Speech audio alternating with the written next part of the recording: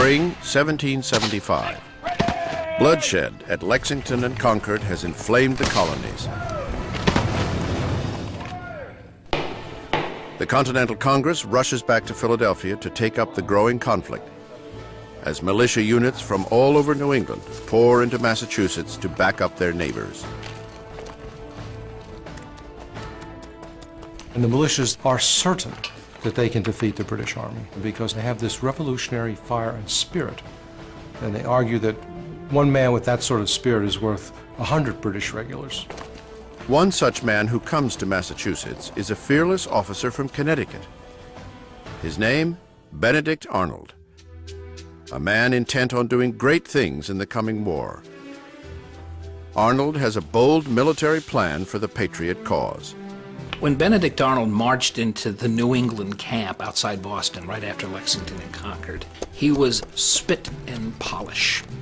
And he made such a physical impression when he sat on a fine horse. He was literally a commanding figure. Men looked up to him. Arnold has come by his regal bearing the hard way.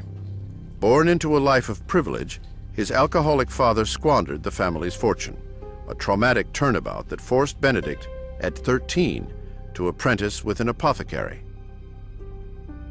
At 15, he ran away to fight with the Connecticut militia in the French and Indian War. After the war, he overcame his lowly circumstances to achieve wealth and success in business. But the angry, resentful youth has grown into a bitter and arrogant man whose contempt for British rule has made him a militant patriot. Arnold convinces the Massachusetts Provincial Congress to send him on a mission that will grab personal glory for himself and desperately needed ammunition for the rebels, to capture the guns at Fort Ticonderoga, the massive but loosely guarded British garrison in the upper reaches of New York. Fort Ticonderoga, people referred to it as the Gibraltar of North America. It was, by all standards, the most spectacular fortress in North America.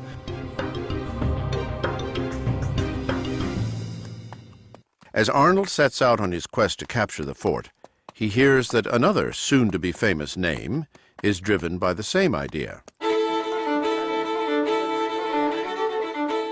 Ethan Allen, a hard-drinking, hard-living frontiersman from Connecticut, couldn't be more different from Benedict Arnold. Allen has been engaged by Connecticut's Congress to rally his personal militia for its own mission to Fort Ticonderoga. These are the notorious Green Mountain Boys, who have been fighting their own war of independence against New York settlers.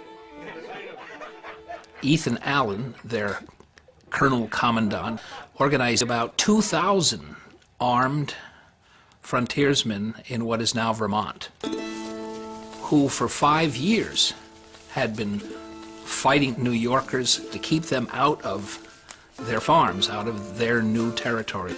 And they were willing to fight for their land, and they could move very quickly.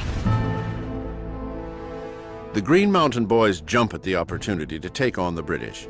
Taking separate paths, Allen and Arnold, each with his own orders, head towards Fort Ticonderoga. Arnold is alone, expecting to recruit men along the way. Allen and his men are already preparing the attack. Their paths cross 30 miles from their target.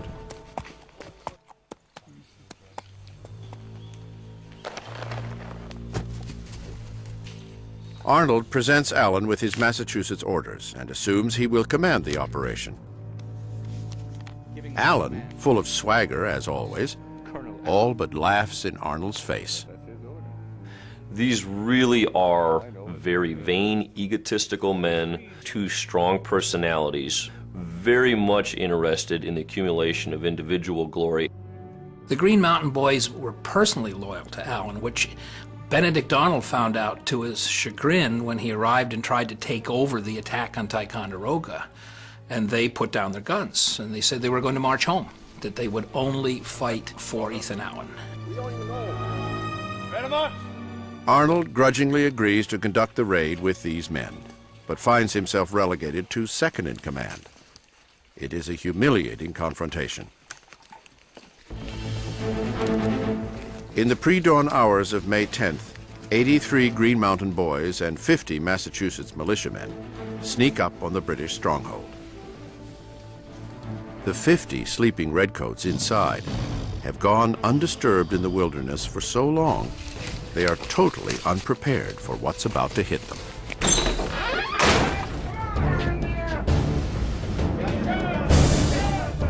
It's over in minutes. The British soldiers surrender without a fight. The fort's valuable artillery stores now belong to the rebels. They essentially stole the fort from the British. They were able to essentially walk in. In a manner of speaking, the British really left the keys in the door to Fort Ticonderoga. What happens next turns Arnold's stomach. Allen's men find 90 gallons of rum, go on a 3-day binge, and tear the place apart, leaving Arnold to mop up after them. But the worst insult comes when Allen writes to Arnold's superiors in the Massachusetts Congress. Allen brazenly takes complete credit for the operation. He keeps all the glory for himself and purposely makes no mention of his rival, Benedict Arnold. For Arnold, it's a wound more devastating than being shot. For an officer's honor, public recognition was key. If you'd played an important role and you weren't mentioned, that was very disrespectful. So Arnold was justifiably offended.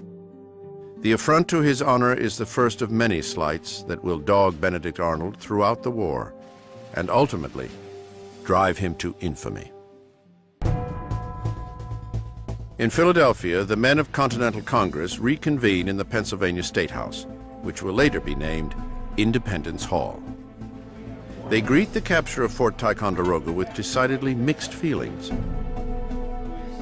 Still hoping for peace, they have refrained up till now from authorizing offensive actions against the British.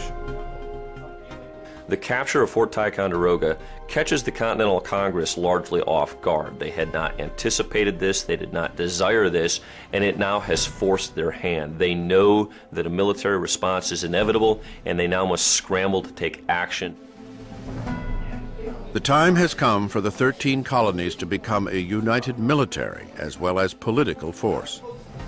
It issues currency against future tax collections from the colonies to raise and supply an army. Their mission now is to conduct a war, even while searching for a way to avoid it. We ought immediately to adopt the army as a continental army, take upon ourselves the pay, subsistence, clothing, armor, and munitions of the troops. John Adams. Adams urges the immediate appointment of a commander to head up this new army. His Massachusetts colleague, John Hancock, a vain, ambitious man who has just been elected president of Congress, assumes he will be offered this even more important role. His friend Adams is about to nominate him, or so he thinks. And that is a gentleman among us, and very well known to all of us. A gentleman whose skill and experience as an officer, whose independent fortune, great talents, and excellent universal character would command the approbation of all the colonies better than any other person in the Union. That is the gentleman from Virginia. Hancock is stunned. Adams passes him over for a gentleman planter from Virginia, George Washington. The Continental Congress wanted a national army, not just a Massachusetts army or a New England army. They thought that by getting a commander-in-chief from a different colony would balance that. So they cast a welcome eye on Washington from Virginia. At 6 feet 2 inches and 215 pounds, George Washington cuts an imposing figure. Prior to his nomination, he spoke very little in session, yet spoke volumes about his intentions by showing up every day dressed in a military uniform. Well, here's a very impressive guy. I mean, he wears this military uniform with great dignity, and of course he shows up making the point. I have military experience. I am a person who you can count on as your military commander. So he has the image to do it, he's got the experience, he's from Virginia. They make him the commander-in-chief, and he modestly says, I'm really not equal to the task, and I'll just do my best. But lest some unlucky event should happen unfavorable to my reputation, I beg it may be remembered by every gentleman in the room that I this day declare with the utmost sincerity, I do not think myself equal to the command I am honored with. George Washington. His behavior seems somewhat disingenuous. Clearly, he wanted it. He was very ambitious. He was particularly ambitious in military matters. Early on, he realizes that the best way to be ambitious is to convince everyone else that you're not ambitious. And he follows this through his entire life. Ambitious, disingenuous, modest. Who is this man, George Washington, the man appointed to construct a new continental army? In 1775, he is hardly a household name. He's one of the wealthiest men in the country. He's in his mid-40s and really should be in retirement at that time. Washington is someone who has nothing to gain from participation in the Revolution and everything to lose. He wasn't born to wealth. Washington's father was a Virginia farmer who died in 1743 when George was only 11. Young George's circumstances were modest, but his dreams were big.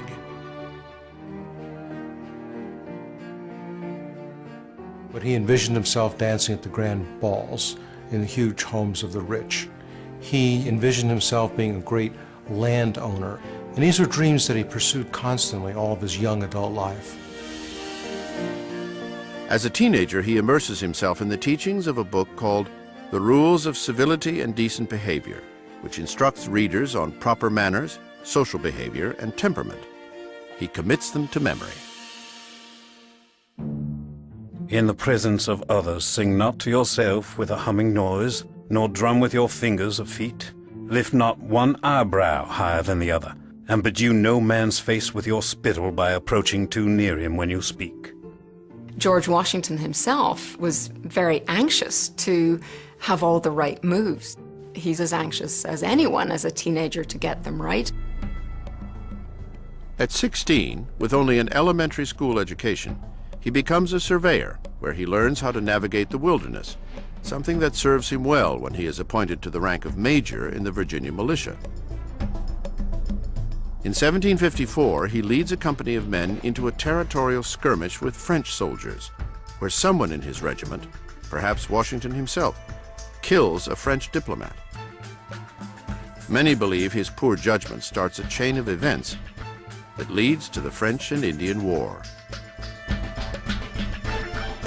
Despite his inauspicious start, Washington persists and eventually proves himself to be an exemplary officer.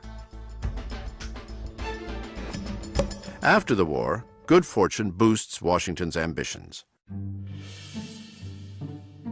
He marries a wealthy widow named Martha Custis and inherits his half-brother's estate, Mount Vernon, which he goes on to build into a plantation with more than 100 slaves.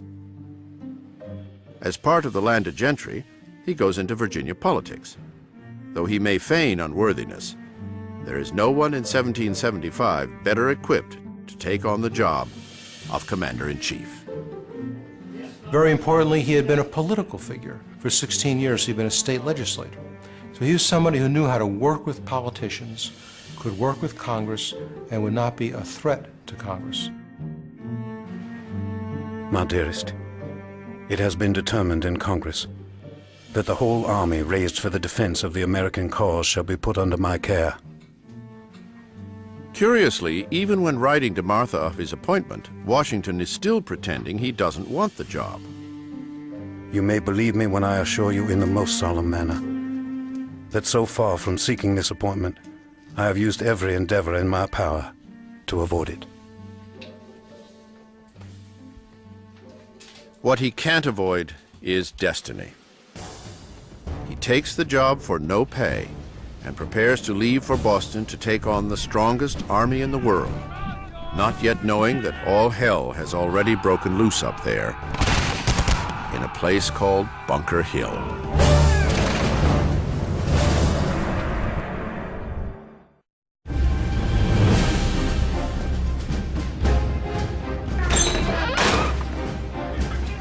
May 1775.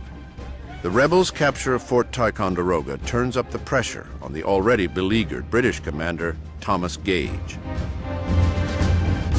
Back in the French and Indian War, 2,000 British soldiers lost their lives seizing Fort Ticonderoga, and now Gage has lost it to the Americans. In London, King George is furious that Gage's superior forces have failed to control the colonists. I am of the opinion that when once these rebels have felt a smart blow, they will submit. And no situation can change my fixed resolution, either to bring the colonies to a due obedience or to cast them off. King George III. No more reasoning, no more legislating. The colonies will come to their senses or face a show of force unlike any they have ever seen. Gage is dismissed. He is too weak, too tolerant. To replace him, the British command sends its 3 best generals to bring the colonies to heel. These are England's best and brightest military men, who become known as the Triumvirate of Reputation. General Henry Clinton, American-born, a competent soldier, but socially inept, a man referred to even by himself as a shy bitch.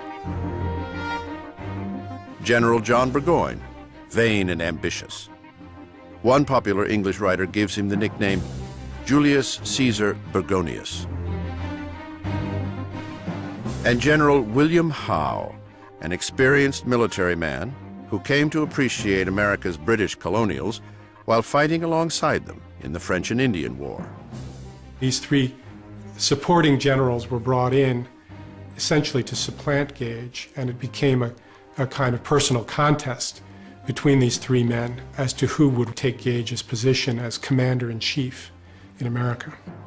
Howe is the odds-on favorite, but an odd choice to take over the command in America.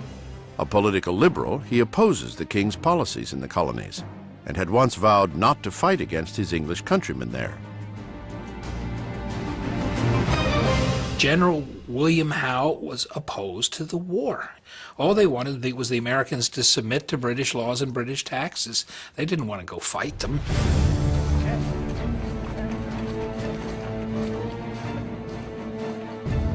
Boston, June 16th. In the months since Lexington and Concord, rebel militia in the hills around Boston have laid siege to the city, trapping the British and their loyalists inside. Now the British command is planning to break the rebel stranglehold with an overwhelming offensive up Bunker Hill to take the high ground around Boston.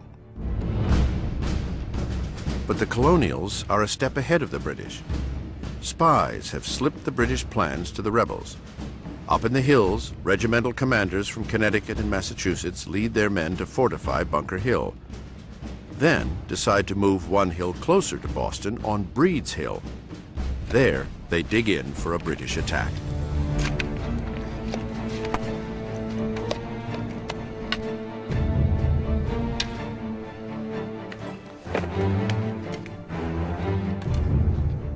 Midnight, June 17th.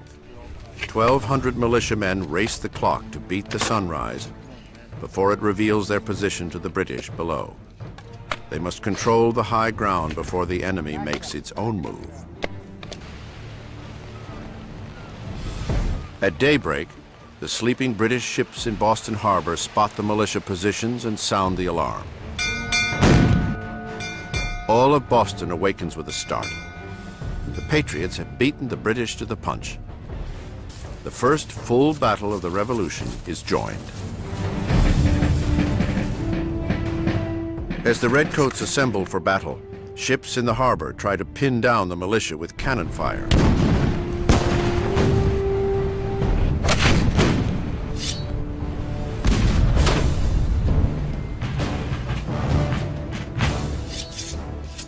Under the command of General William Howe, lines of British soldiers, their bayonets at the ready, climb the hill without any cover. Easy targets for a man and musket that can shoot straight. The British are convinced that they can form up in line, and despite taking casualties, instill in the Patriots fear of a professional, disciplined force of regulars and demonstrate to the Americans that this is madness trying to oppose this army. Twice, Howe's men charge up Breed's Hill. Twice, they are repelled by the militia.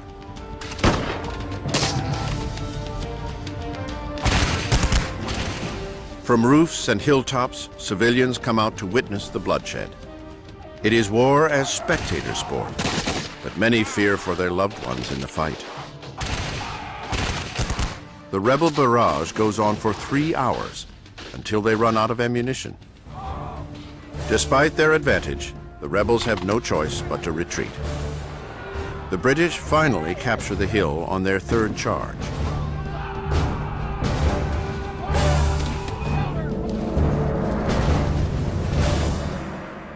But the ground is strewn with red-coated bodies.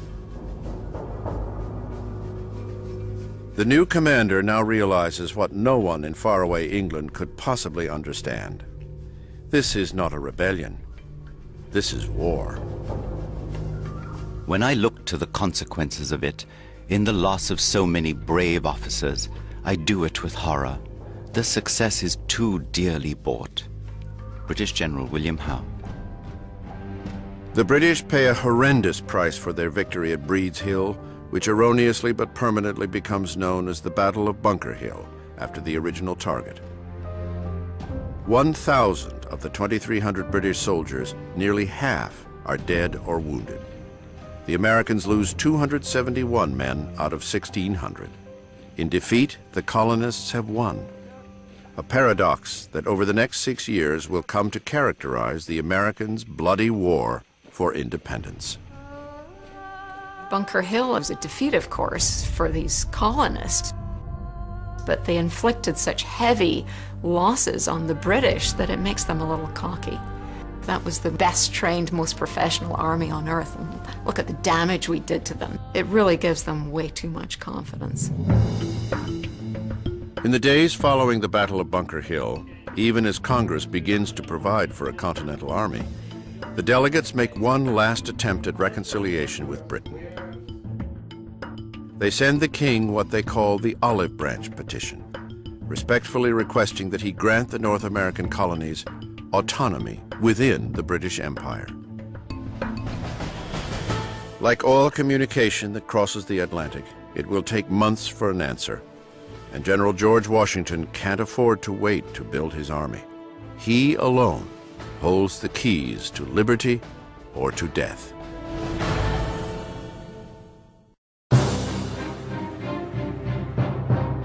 June 1775. As word of the valiant defense of Boston's Bunker Hill reaches Philadelphia, General George Washington writes a new will and heads off to meet his destiny. Whatever mortal fears Washington harbors, the people he meets on his way to Boston have no such misgivings about the man charged to defend them. The appointment gives universal satisfaction. I was struck with General Washington. Dignity with ease and complacency, the gentleman and soldier look agreeably blended in him. Abigail Adams. Cambridge, Massachusetts. Washington is in for a terrible surprise. Despite their brave defense of Breed's Hill, the men he is coming to command fail even his worst expectations. He really has a task that is absolutely mind-boggling. We say that there was an army around Boston. There wasn't an army around Boston. There was a gaggle. These men are ragged, disheveled, getting drunk on duty, no knowledge of how to handle a musket efficiently. There was no discipline. There was certainly no hygiene, very little structure. It was a mess.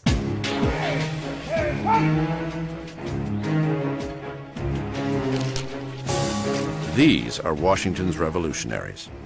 This is the army he has to defend against the British Empire.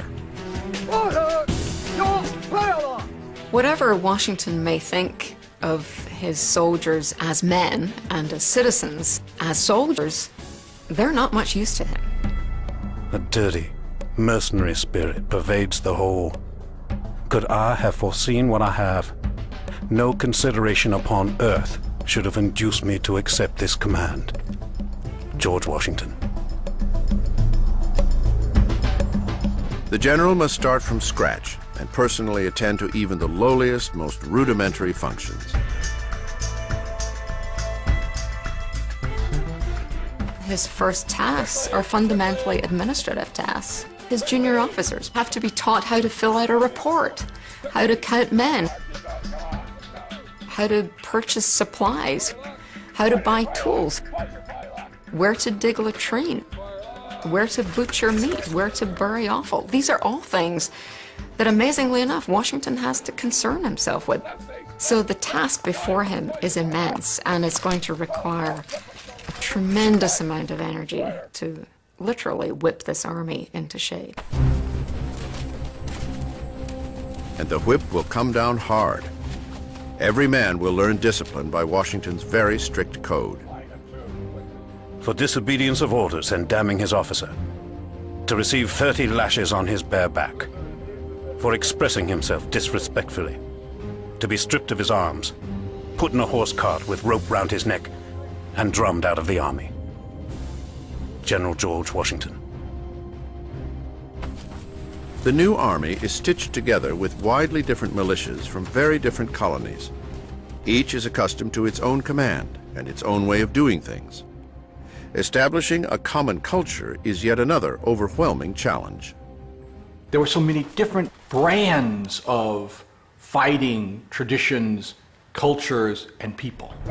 Washington was very concerned that there were so many rivalries, so much friction between members of his army. One of the Army's most serious problems is the utter lack of ammunition and gunpowder. When Washington is told that they have only 9 rounds of gunpowder per man, he is inconsolable. Advertisements in colonial newspapers plead for local gunmakers to step up their production, but to little avail. Perhaps no commander in history has ever faced so many obstacles to putting together a fighting force. And even if Washington succeeds, the effort may still be doomed. Most men have signed up for just 1-year enlistments. These men are serving for very short terms. Most of them, their contracts expire either in November or December. They're only going to be around for a few months. So as soon as they become even remotely competent, they're going to go home and he's going to have a new group to train again. Against these odds, Washington has precious little time to turn this woefully undisciplined, underprepared, and undersupplied army into a force that will have to stand up against the strongest army in the world.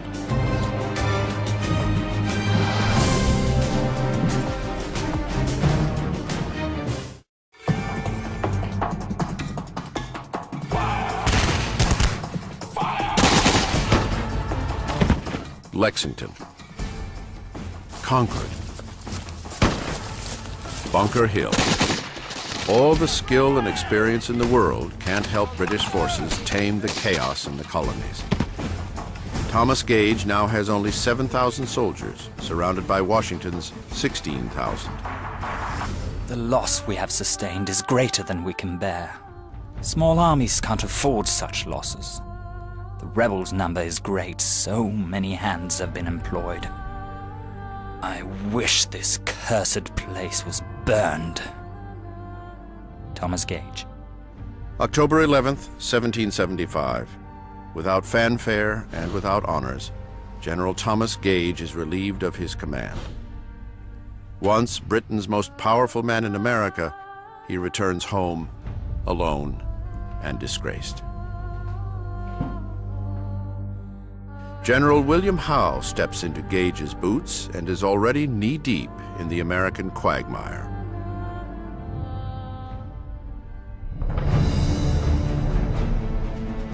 In London, King George roundly rejects the Olive Branch Petition, Continental Congress's last grasp for peace. On October 26th, in his annual speech to Parliament, the king throws down the gauntlet. It has now become the part of wisdom to put a speedy end to these disorders by the most decisive exertions. King George III. What the king wants is a military solution to a political problem. But his call for war is anything but unanimous among Britain's people and politicians. But when Parliament votes, war carries the day.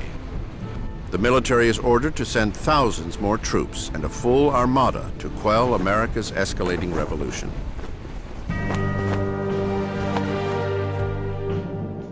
Reinforcements can't come too soon for General William Howe. Hemmed in by the rebel siege, he and his army are virtual prisoners on the Boston Peninsula, along with 1,000 loyalists they're protecting. With no access to the countryside, they are unable to forage for food or wood. Supply ships from England have yet to arrive. The people in Boston are running out of provisions and fuel. Across the river in Cambridge, Washington is battling his own war of attrition. With the year about to come to an end, so will many enlistments, and short-timers will soon be leaving in droves. And now, Congress is pushing him to let go of some of his most loyal soldiers, African Americans. From the very beginning, free Northern blacks have been serving well the Patriot cause, with the same concerns as their white compatriots. There was no militia unit that didn't have black men. They were at Bunker Hill, they were at Concord and Lexington and everywhere else. But recruiting black soldiers, that he had trouble with because the Continental Congress had trouble with it. Now that the Army is a continental army, not just a local Northern one, armed blacks have created a loaded issue in Congress. Southern states are adamantly opposed to making soldiers out of them. Washington is no different from any other Southern planter regarding blacks. He sounds like the Southern slaveholder he is when he issues his order banning black recruits. The rights of mankind and the freedom of America will have numbers sufficient to support them without resorting to such wretched assistance. George Washington.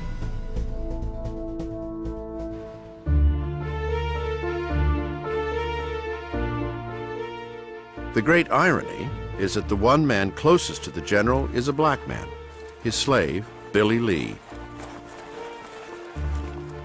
For the 7 years since Washington acquired him, Lee has been his master's valet and constant companion. Washington calls him my family. Billy Lee was more than just a slave to George Washington. He was his personal slave.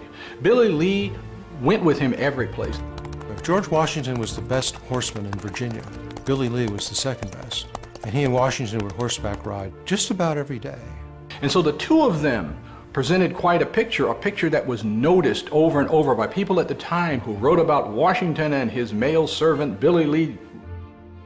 You could say that Billy Lee, in fact, was a close friend of George Washington, even though he was a slave. Washington and Congress's decision to reject black soldiers plays perfectly into the enemy's hands. The Royal Governor of Virginia, Lord Dunmore, issues a proclamation that welcomes blacks to the British side. I do hereby declare all indentured servants, Negroes, or others that are able and willing to bear arms, free, they joining His Majesty's troops as soon as may be. Lord Dunmore. The Dunmore Proclamation wreaks havoc throughout Virginia. Thousands of slaves flee their masters for this chance at freedom. If you have the opportunity to throw in your lot with people who are promising you a much better situation than you have had, you'd be silly not to take that promise seriously. It was the best opportunity for freedom they had ever seen, and they never knew whether such an opportunity would ever present itself again. You know, Thomas Jefferson estimates that in Virginia alone, 30,000 African Americans walked off to plantations, and many of them became British soldiers. So for the British, this is wonderful. They're not only sapping the colonial economy by depriving it of slave labor, but they've added to their fighting force. Free blacks travel secretly from plantation to embolden slaves to escape. If they are caught, they risk death or torture. While the fight for liberty in the South threatens to blow the slave culture apart, the approaching new year threatens to dissolve Washington's Northern Army.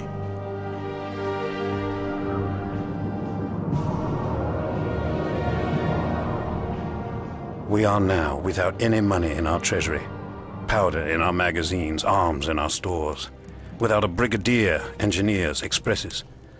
By and by, when we shall be called upon to take the field, we shall not have a tent to lie in.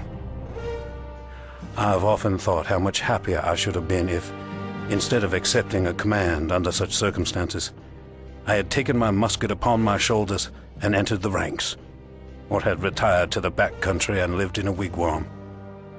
George Washington.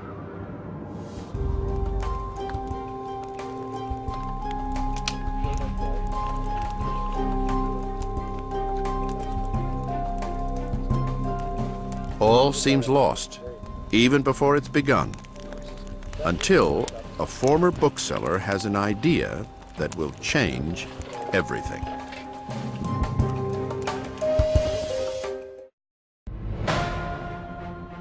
January 1st, 1776. It's a new year for a new army, and General Washington raises a new flag to commemorate it, the Grand Union, with 13 stripes representing both the differences and common cause of the 13 colonies, and with the British Union Jack in the upper left to acknowledge those colonial leaders hoping to salvage a relationship with England. That same day, the colonies get the news of the King's October Proclamation to crush the rebellion by any means necessary. It's a stunning declaration by the King that rouses rebel ire more than ever. But an army needs more than anger to fight a war. With the onset of winter, neither side has the supplies necessary to brave the cold and snow. The British hole up in Boston, waiting for reinforcements and supplies from England, while Washington uses the time to piece together an army short on everything, from manpower to gunpowder. But help is on the way. Henry Knox, a 25-year-old colonel and former Boston bookseller, is leading a trek from Cambridge to Fort Ticonderoga on a quest for arms. Knox has taken it upon himself to recover the artillery captured from the British at Fort Ticonderoga. For 2 months, in the cold and wet, he, his men, and teams of oxen haul 120,000 pounds of artillery across 300 miles of muddy woods, frozen rivers, and steep, icy slopes back to headquarters in Cambridge.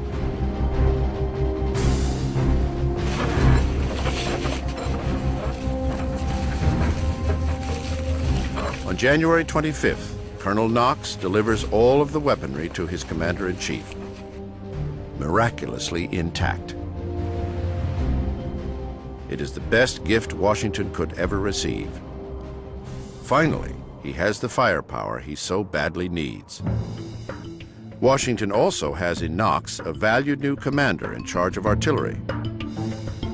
Knox becomes part of Washington's inner circle of junior officers, whose counsel he values enormously. George Washington always had the ability to listen to many people, particularly younger men. He thinks everybody's view is important, that it's a part of the puzzle, that people know things that he doesn't know, and if he can listen to enough opinions, he'll know as much as they do. A hallmark of good leadership. Right away, Washington's brain trust keeps him from making a fatal mistake. As the spring thaw approaches, Washington wants to send waves of foot soldiers down into Boston in a full frontal attack. But his officers overrule him. The British are too well fortified, and the Continentals are still short of gunpowder. They do, however, have Knox's artillery. They decide to take the highest ground, Dorchester Heights, and bombard the city. March 2nd. After months of waiting, Washington and his men are more than eager to move.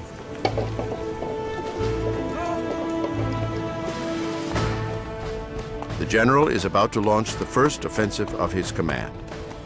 He sends a stern warning to his troops. Our posterity depends upon the vigor of our exertions. If any man in action shall presume to skulk, hide himself, or retreat from the enemy without the orders of his commanding officer, he will be instantly shot down as an example of cowardice. General Washington. The night of March 4th. Surprise will be the key. From 3 points outside the city, Cobble Hill, Lechmere, and Roxbury, the Army rains light cannon fire down on Boston. A decoy to misdirect the British, while the rest of the Army hauls Knox's artillery over to Dorchester Heights. Through the night, Washington's men build fortifications and drag cannon up the steep, frozen slope. By morning, everything is in place. Daybreak, March 5th.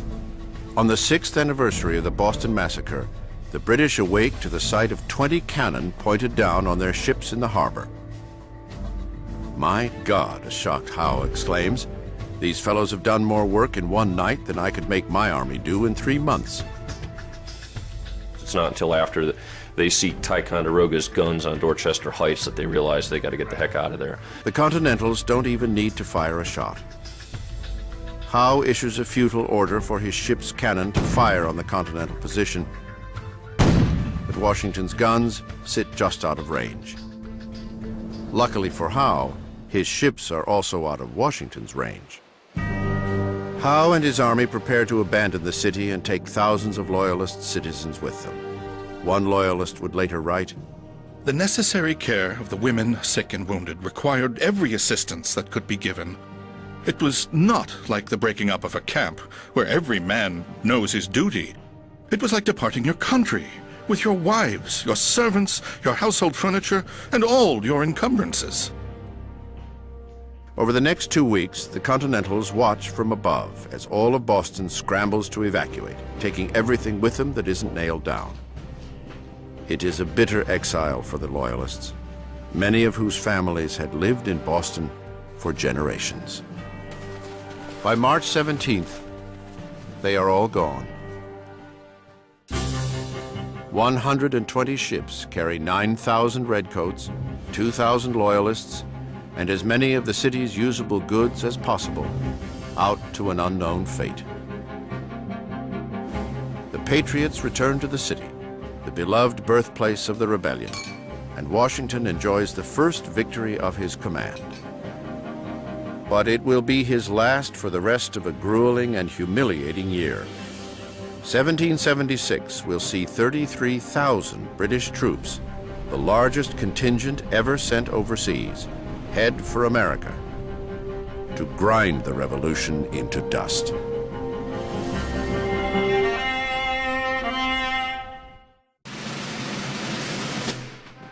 April 1776. Fresh from their victories in Boston, the Continental Army marches overland toward New York. Having sent the British running, they are America's surprise heroes.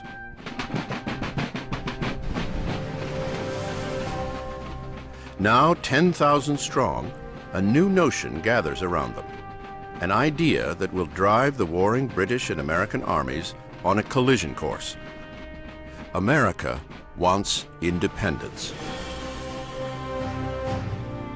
It will take George Washington and his citizen army everything they've got to win it. The heroes of Massachusetts, now riding high on confidence, have not even begun to taste the full power of the King's vengeance. The British are coming back, this time to deliver a more decisive blow. As they move toward New York by sea, they assemble an armada, the size of which the world has never seen. The British commander, General William Howe, fully understands his orders. What had begun in Massachusetts as an annoying insurgency is quickly becoming an expensive and embarrassing war. It is time to stop it. Flushed with the idea of superiority after the evacuation of Boston, the Americans desire decisive action. Nothing is more sought for by us. General William Howe. New York is the perfect place to end this rebellion, one way or another. The importance of New York City is not lost to either William Howe or George Washington. Whomever controls New York City will control the Hudson River and by extension have the ability to sever the lines of communication between New England and the remaining colonies. This was the grand strategy that was going to subdue the rebellion, that would break the colonies in half along this river, that would separate the cockpit of the revolution in Boston from the cockpit in Virginia, in New York, in New Jersey, and by that means bring about the collapse of the rebellion. The conflict that has been fought militarily in Boston and politically in Philadelphia now comes to New York, a city already bitterly divided between loyalists and patriots. Each side, loyalist and patriot, is waiting for the great clash that will decide their fate. A British victory would likely end the war and return the colonies to the king.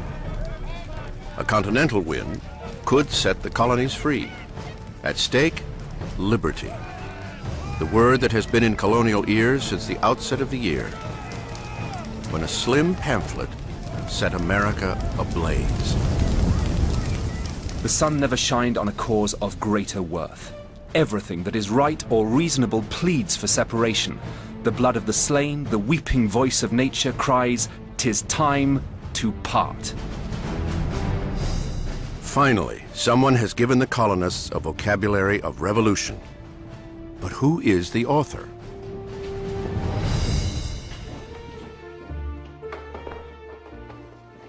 The words come anonymously from the most unlikely source. Not a leading American, but a young immigrant starting his life over in the New World. He comes from England with little money, scant education, and few prospects. But he carries powerful ideas from the European Enlightenment, ideas that, when planted in American soil, will grow into a revolution that will change the world. The author of this incendiary manifesto, Thomas Paine. We don't have a statue of Paine.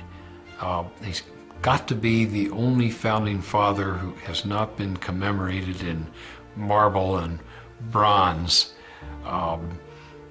because he was a true radical. Young Tom Paine had never amounted to much in England, though he had tried his hand at everything.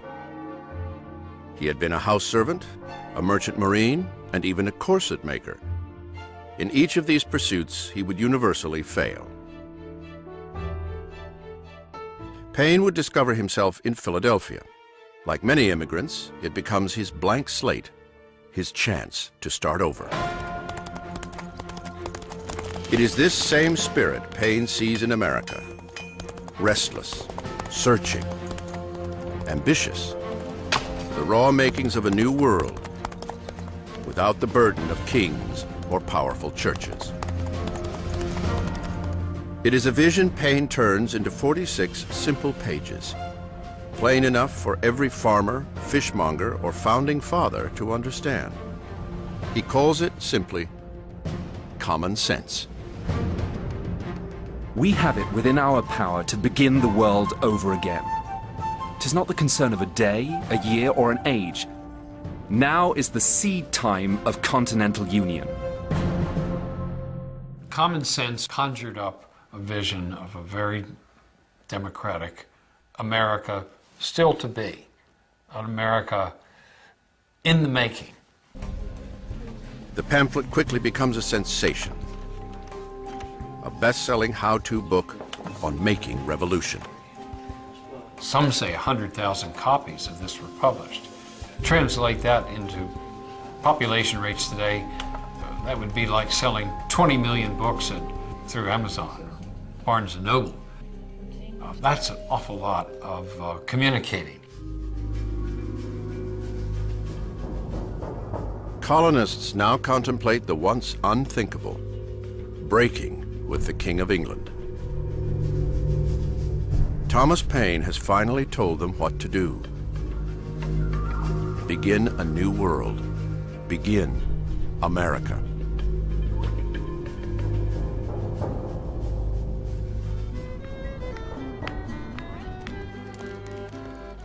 The cause of America is in a great measure the cause of all mankind. O ye that love mankind, ye that dare oppose not only tyranny but the tyrant, stand forth. The army now swells with citizen soldiers ready to fight for Paine's ideals of a new world. Soldiers like Lieutenant Joseph Hodgkins. My dearest Sarah, I hope Providence will provide for us and carry me through all the troubles we have to meet in the way of our duty and while we are absent from each other. A New England cobbler, 32-year-old Hodgkins had joined the army to protest colonial rule in his town of Ipswich, Massachusetts. Now he is pushing farther from his home, his tiny shoe shop, and his wife, Sarah. I would not have you be uneasy about me. As I'm engaged in this glorious cause, I am willing to go where I am called. Yet these citizen soldiers like Hodgkins present their own problem to General George Washington. Full of ideals, they lack training and experience. New York will be a battle on a scale none yet know against the full force of the greatest army in the world. Washington harbors doubts. He had very rational fears. Any man of military experience would look at the task before them and realize this is not a foregone conclusion that we can achieve victory. Victory or defeat will soon mean the future of America. The rebellion begun in Massachusetts over taxes is about to become a revolution for independence.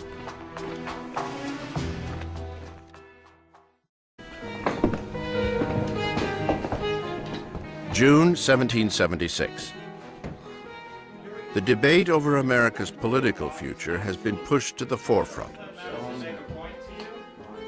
What once was considered an act of mutiny and treason now becomes a real possibility, even a destiny. America is talking about liberty. Suddenly, in every tavern, in every meeting house, everywhere people congregate, they're talking seriously about this idea. Should we go for independence or not? And they're talking about the ideas that Paine expresses. We have a grand, robust national dialogue, such as we've never had before or since, around a central theme that meant everything to everybody. The British are intent on stopping it. Having gathered their strength, they arrive in New York Harbor in dramatic fashion. With 130 warships and nearly 25,000 men, they put on a show designed to scare even the most avid rebel. When the British come in the summer of 1776, it's like Star Wars.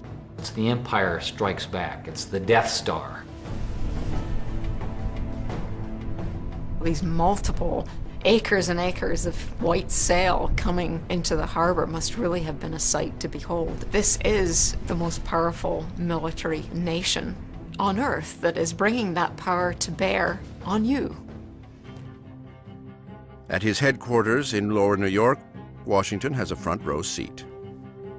The enemy will endeavor to intimidate by show and appearance.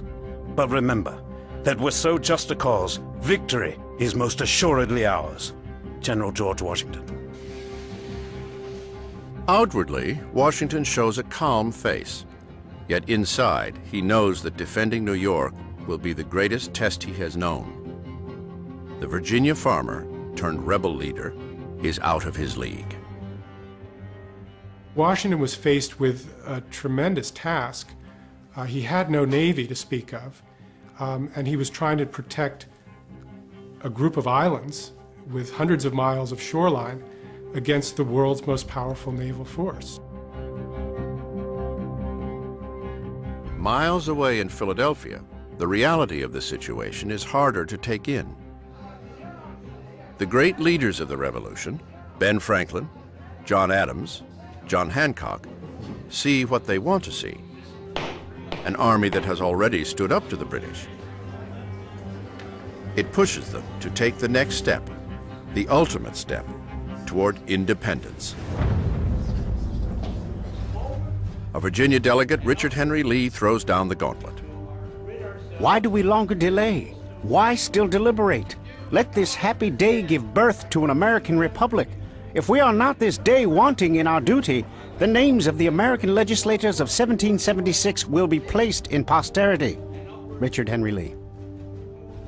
The time is now to make a declaration and commit it to paper. Congress turns to a young Virginia lawyer, a rising star in American politics. At 33 years old, Thomas Jefferson is the ideal American, bright, ambitious, and a gentleman. Jefferson was a tall, slender, gentle, engaging man who wanted to be a scholar and never got a chance because he was such a good politician. Of all the revolutionaries, if I could sit with one at dinner, he'd be the one. But Jefferson embodies America's deepest conflicts and contradictions. Having grown up on a wealthy Virginia plantation, he inherited aristocratic credentials and the 200 slaves to prove it. Yet Jefferson holds to an ideal America, a place of opportunity for everyone, a place where every American is in charge of his own fate. The child nation is growing up and longs to move beyond the shadow of its parent. But they had grown up and they wanted an independent say about how their laws were made and who governed them. And Jefferson knew all of that. He knew that he wasn't writing anything that was revolutionary in the eyes of his own people, only in the rest of the world. Mid-June 1776. Armed with these notions and a deadline of 2 weeks, Jefferson locks himself into a Philadelphia boarding house. He sat in one room in the July sweltering heat of Philadelphia with the flies buzzing all about him, and he forgot all of that, and he just sat down and he wrote and he wrote and he wrote out of his head.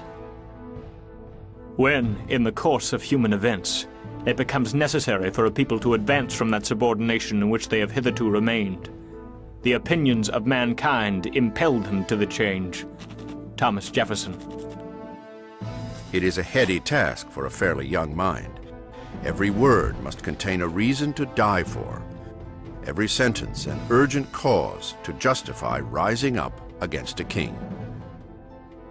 Think about it, the Declaration of Independence is a terribly radical document. That document says that if the government isn't treating you the way you think it should, and if you suffer this mistreatment over a period of time, you've got the right to rise up and destroy that government, to change it. That's a radical thing to say. But Jefferson soon stumbles over the central question of the Revolution.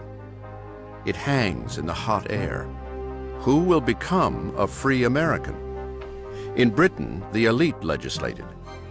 Now, Jefferson's pen could reinvent all that. Would the new America mean rights for every man, woman, child, and even slave? Who's in and who's out? Who's included? Does this mean everybody?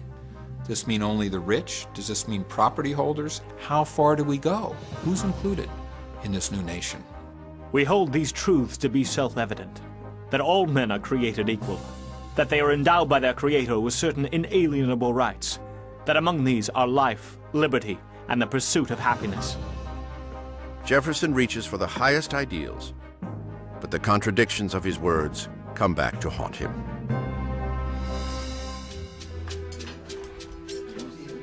All the talk about freedom and liberty, all of this reaches the ears of nearly 500,000 colonists who are black. That's 1/5 of the population. Slavery already divides the colonies. Now, with the talk of independence, it takes front row. Some colonists draw the line at giving liberty to slaves.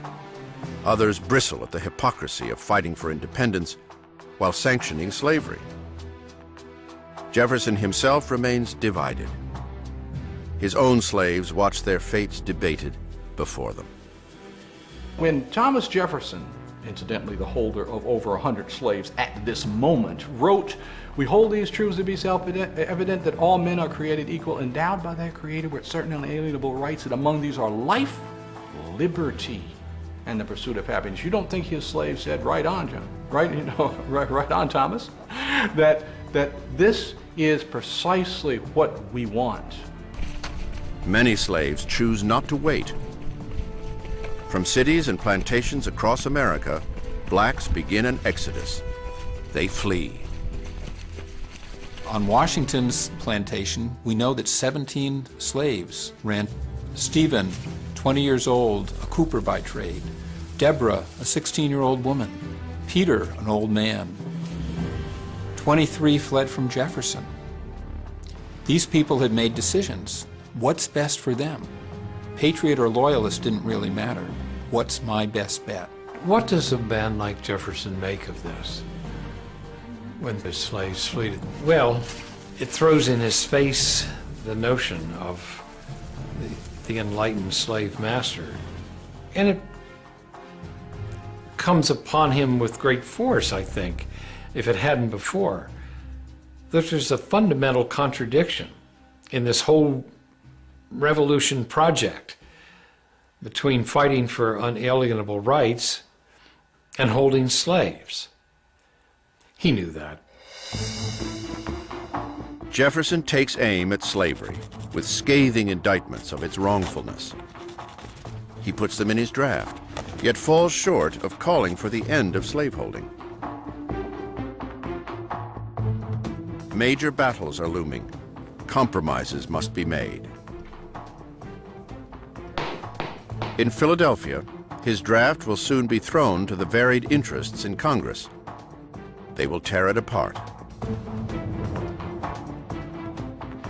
While in New York, the Continental Army prepares to put its life on the line for the dream of independence.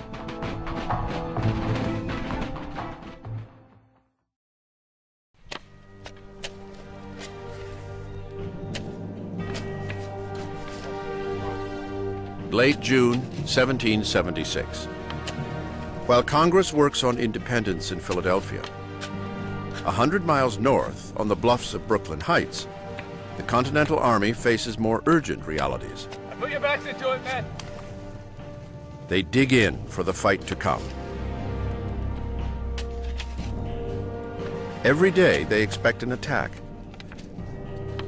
Every day it fails to arrive. Lieutenant Joseph Hodgkins oversees the building of fortifications. But he grows tired of waiting. My dear Sarah, I long to see you and my children, but when I shall is uncertain. General Washington is calling in the militia, and I hope we shall be in readiness to meet our enemy. Joseph Hodgkins. While the Americans build fortifications, the British continue to pour into their camp on Staten Island. Throughout the summer, their force swells as the king sends more ships with more troops. Washington watches and waits. The impeccably cool gentleman from Virginia remains perplexed by the British, who gather strength but show no sign of attacking. Day after day, week after week, he can only sit and wonder. Very unexpectedly to me, another revolving Monday is arrived before an attack upon this city, or a movement of the enemy. The reason of this is incomprehensible to me. General George Washington. The flotilla of British ships bobs just off the tip of Manhattan, waiting for even more reinforcements. Biding their time, wearing down rebel nerves. What Washington needs is a navy to stand up to the Goliath of the British Empire. What he gets is a slingshot, a tiny concept he hopes will have a huge impact. Its codename, the Turtle. It's the world's first combat submarine, designed to harass the world's mightiest navy. Made of oak, covered in tar, the tiny craft fits just one person. With a bicycle-like method, the engineer propels the vessel underwater. With a drill, he will fasten kegs of gunpowder and a fuse to his victim's hull. But the simple weapon is not simple enough. The Turtle will be used only once during the Battle of New York. At night, she sneaks up on the British flagship, the Eagle. But fastening the explosives to the hull proves too difficult. The Turtle is forced to make a hasty retreat, spotted and pursued by British longboats. The keg of gunpowder, the erstwhile torpedo, floats down the Hudson River, where it goes off by itself, harmlessly. A giant column of water shot up as the bomb went off, and people on the shores were looking on in astonishment. But that was the end of the experiment. It will be words, not bombs, that deliver Britain the strongest blows. July 1st, 1776. A draft of the Declaration is delivered to Congress. The delegates immediately tear into it. The excruciating part took place after the document was written, and that was 3 days of debate in Congress, in which Congress took out 89 different things, including any language criticizing the practice of slavery. And Jefferson just sat there writhing through the whole thing. The issue of slavery is left for another time. There are flickers of doubt. They're bothered by it. They can't fix it. They kick it down the road. They basically postpone the problem to be reckoned with on another day. That day became the Civil War. It was a pretty bad day. But it's not that they're not bothered by it. They know it's wrong, they just don't know how to deal with it. The pressure of time once again intervenes. On July 2nd, the matter of independence must be put to a vote. It passes. The second day of July, 1776, will be the most memorable in the history of America. It ought to be solemnized with pomp and parade, with shows, games, sports, guns, bells, bonfires, and illuminations from one end of this continent to the other, from this time forward forevermore. John Adams, Congressional Delegate. Adams is a little off on the date, but close. 2 more days are necessary to hammer out the final declaration. On July 4th, independence becomes written fact.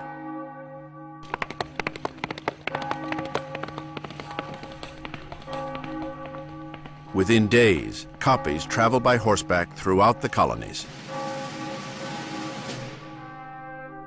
No one had set out to create a war of independence, yet they had delivered one.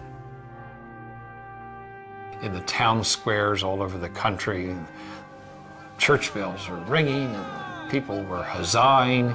The crowd was applauding. People really did believe the birthday of a new world is at hand.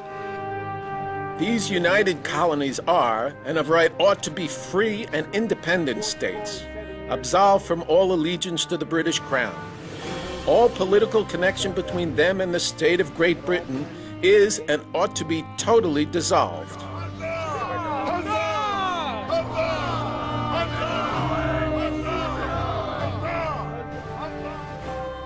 For those who had only imagined such a document, its realization is inspiring and sobering. The delegates who signed their names know they have just committed treason, a crime punishable by death. All of our founding fathers, they think they're going to hang. We either hang together or hang separately. That was literal. They are outlaws. And if they fall into the hands of the British Army, they think they're going to swing from a tree. It is the reckoning at the hands of King George that is on the minds of the signers, and for everyone across the colonies who supports independence.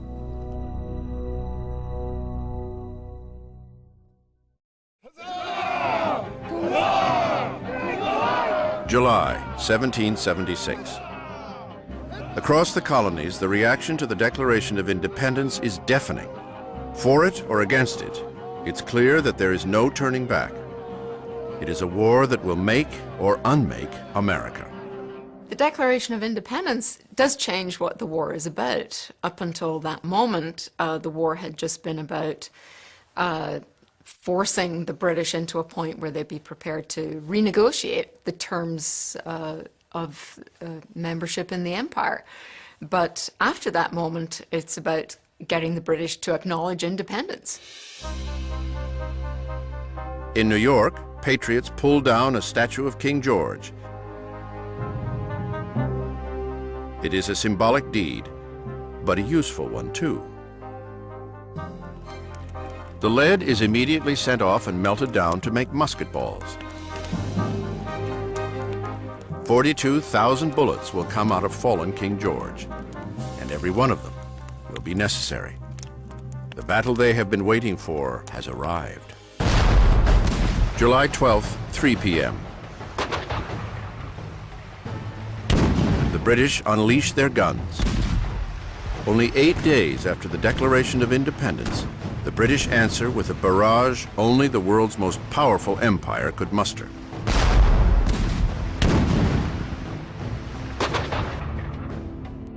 Soldiers and citizens alike freeze with fear.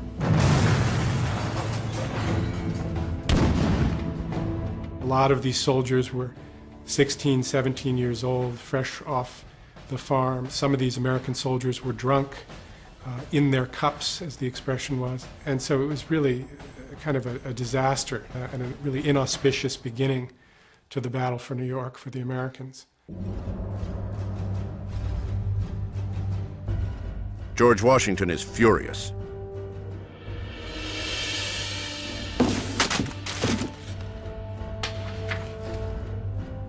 The British have made clear their power. Now, inexplicably, they stop the attack.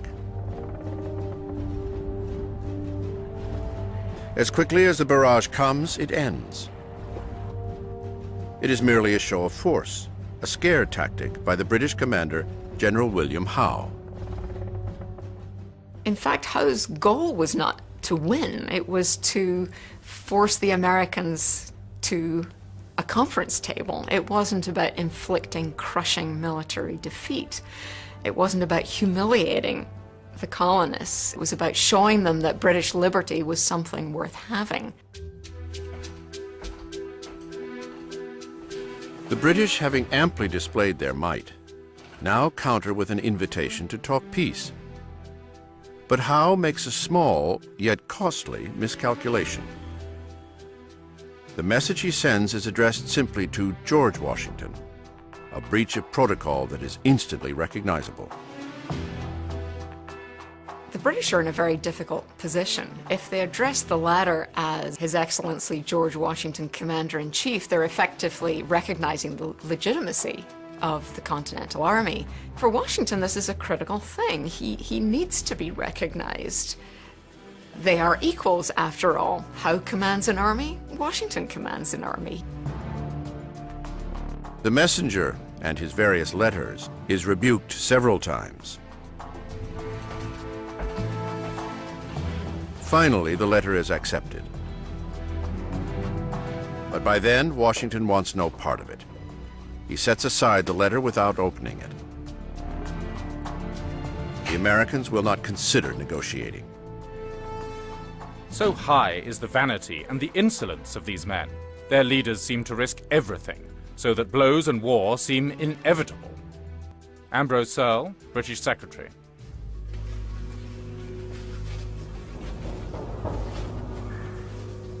August 12th, 1776. There will be no peace. Instead, the Continental soldiers will have to deliver America by war.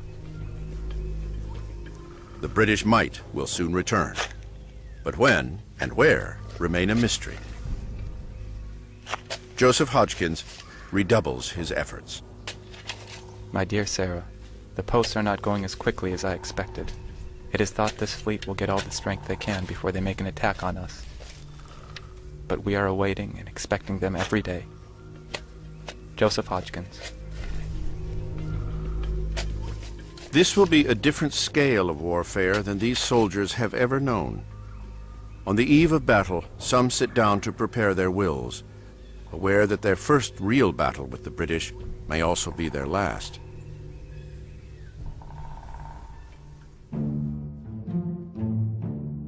At their camp on Staten Island, the British are not nearly so nervous.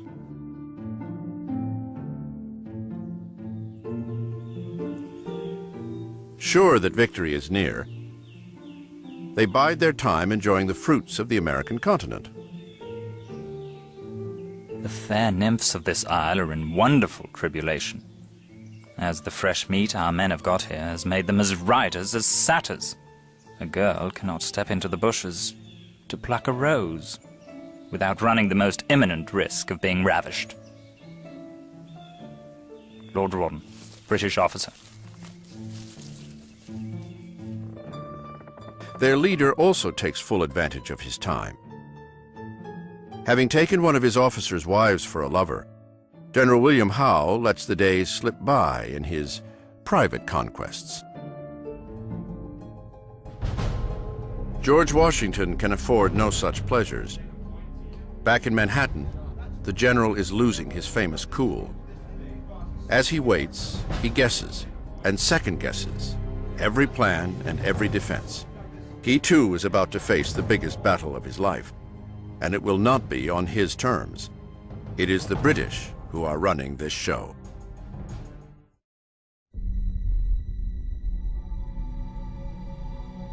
Late August, Long Island, D-Day. On a warm August morning, Howe moves his army. More than 15,000 British soldiers now march toward the American positions. For the first time in the brand new War of Independence, the British will test the strength of the American army head on.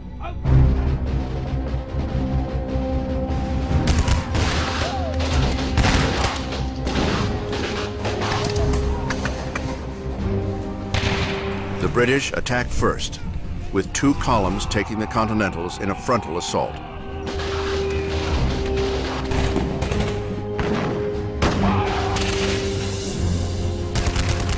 The two sides face each other in massive lines, often a mere 100 yards apart. They gave everybody a couple of tots of rum just to get them liquored up enough to do this. The Americans didn't have that discipline. They didn't know it. This is European-style warfare, where nearly all the Continentals, it is their first taste of it. A person in the 20th or 21st century looks at those linear battle formations of the 18th century as they seem to be struck by the stupidity of these things. But really, these tactics and these formations are predicated upon the state of technology at the time.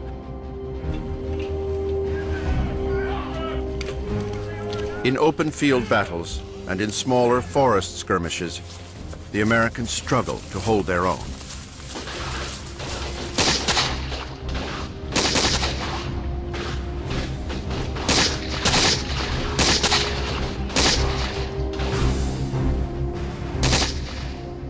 What they don't know is that they are fighting a decoy. The bulk of Howe's army is actually a third flank, marching out and around the American forces. Washington has not prepared for this. By 10 a.m., the British break through the rear ranks and devastate the lines of the Continental Army. The worst possible thing that can happen in those situations is to have a complete rupturing of your line, a complete break in which men panic and everybody flees basically for themselves. It is, without a doubt, the most demoralizing, disheartening sort of experience that these soldiers could have possibly felt. The rebel army, in a state of panic, flees. Among them, the young Lieutenant Joseph Hodgkins. He watches his soldiers break, a sight he will never forget. Loving wife, in the woods and in the night, the enemy marched out 2 different ways. We were obliged to go through fire and water. It seems the day is come that in all probability depends the salvation of this country. Joseph Hodgkins.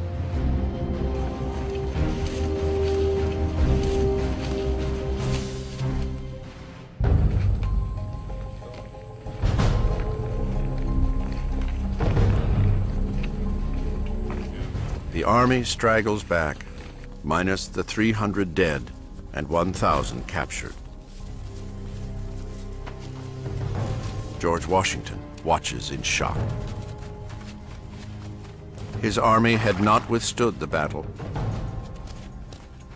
He had failed, and the danger is far from over.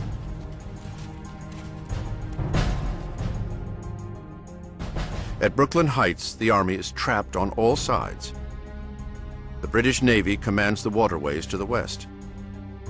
From the east and south, Howe's army closes in on the shattered Continental defenses.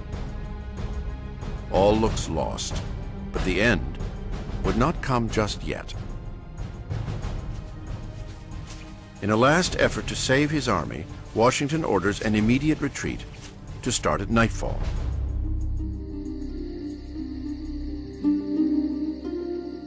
Under the cover of darkness, the army begins to move, stealthily, using every ferry and fishing boat available to them. All through the night, soldiers are ferried across a narrow slip between Brooklyn and Manhattan. They soon run out of time, but they get one final providence. As morning breaks, a strange and eerie fog sets in over New York Harbor, engulfing the area in a near blackout. It is their salvation. The British see and hear nothing. I could scarcely discern a man at 6-yard distance. In the history of warfare, I do not recollect a more fortunate retreat. Benjamin Talmadge, Continental officer.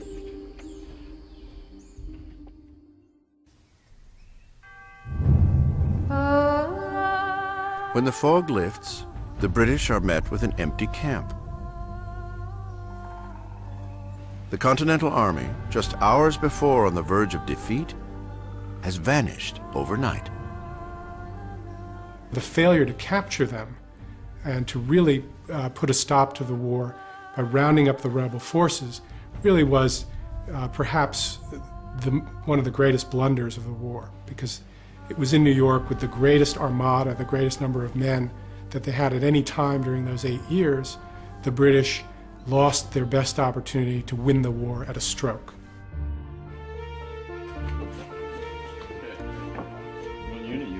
The remains of the rebel army recuperate. Dispirited and defeated, they can only wonder what will happen next. Having made it off of Long Island with the others, Lieutenant Joseph Hodgkins now has a moment to communicate with his wife, Sarah.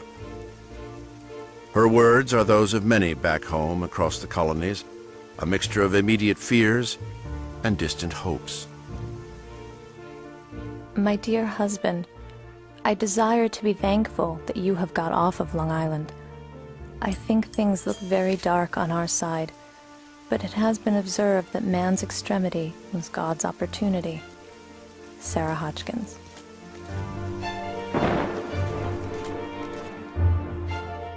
George Washington is wrecked. He has come within inches of losing his entire army, and along with it, the cause of independence. Now he knows he must abandon New York City. The Continental Army is in no shape to fight again. They leave the city and go north along Manhattan Island. A few months ago, they were being treated as heroes. Now they are in full retreat.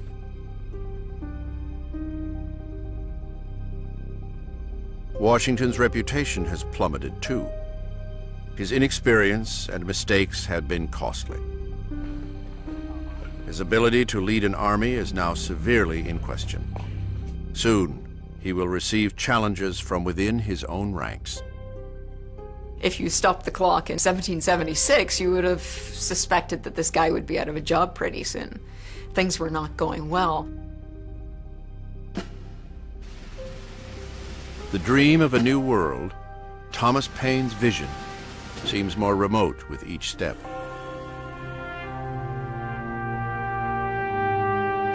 Across America, spirits are depleted. Many soldiers up and leave the army. Others, like Joseph Hodgkins, face the choice: stay and fight, or return to their homes, perhaps as British subjects evermore. My dear Joseph, I hope if we live to see this campaign out, we shall have the happiness of living together. It will trouble me very much if you should engage again. Your most affectionate companion until death, Sarah. Hodgkins will stay and retreat with the remains of the army toward an uncertain future for himself, for the army, and for the cause of independence. The revolution will go on, but it is about to enter its darkest days.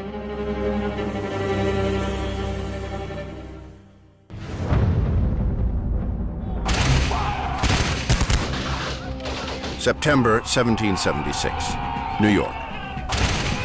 The rebel army is in retreat, pursued by the British up the Isle of Manhattan. In battle after battle, the colonial army is sent running, overwhelmed by the British forces and their superior power.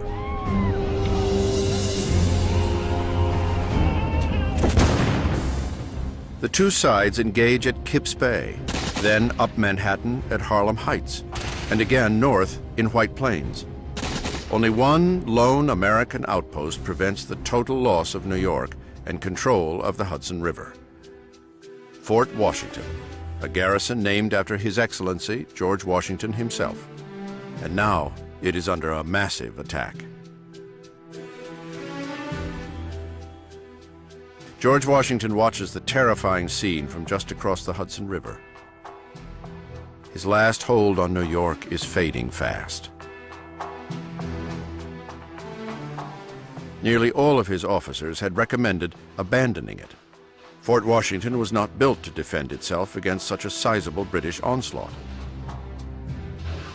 The Continental soldiers prepare themselves for a last stand, but they are in no shape for heroics. A month of steady defeats have left them exhausted. And now, again, they are outnumbered. 3,000 of them against 8,000 royals. It was Washington's most trusted general, Nathaniel Greene, who had convinced the commander to defend the fort. Greene, a young and talented Rhode Island officer, had, over time, become Washington's most trusted confidant. But this time, following his advice is a disastrous error in judgment for the rebel leader. Nathaniel Greene opines that he can hold that fort with the men he has available to him, and he recommends that course of action to Washington. Washington trusts this very capable and energetic subordinate, and Greene was wrong. The British army is unstoppable. Not only do they have the numbers, they put their big guns out in front. They unleash a fierce battalion of German fighters called the Hessians. The Hessians are unmistakable. From their armored helmets to their expertise with the bayonet, they are a near mythical vision from the old world. England has used foreigners for centuries to help fight their wars. But in America, the Hessians create a new specter, At once feared and hated, they are seen as outsiders in a conflict between brothers. They quickly gain a reputation as detested mercenaries. The Hessians did not regard themselves as engaged in a civil war. And wherever the German mercenaries went, oftentimes there were allegations of all sorts of brutality, ranging from sexual violence to stealing of supplies. These European fighters have been trained under a different set of ethics than the colonial army, an almost medieval sense of warfare. Plucked from society's cast-offs and often pressed into service against their will, the Hessian soldiers are ruthlessly drilled into fighting machines. Their rewards, when they receive them, come in the form of pride and a fair share of whatever plunder they can get their hands on. In America, they sang songs about their chance for treasure. Go with us to America. There will be enough for all. There will be silver, gold, and money. Everything that a man seeks in the world, all that a man seeks there, is in America. Essentially, the Hessians operated according to a code that made sense in Germany, but was very different from anything that Americans had been familiar with. On this day, the Hessians earn their worth. They lead the British in overwhelming Fort Washington in mere hours.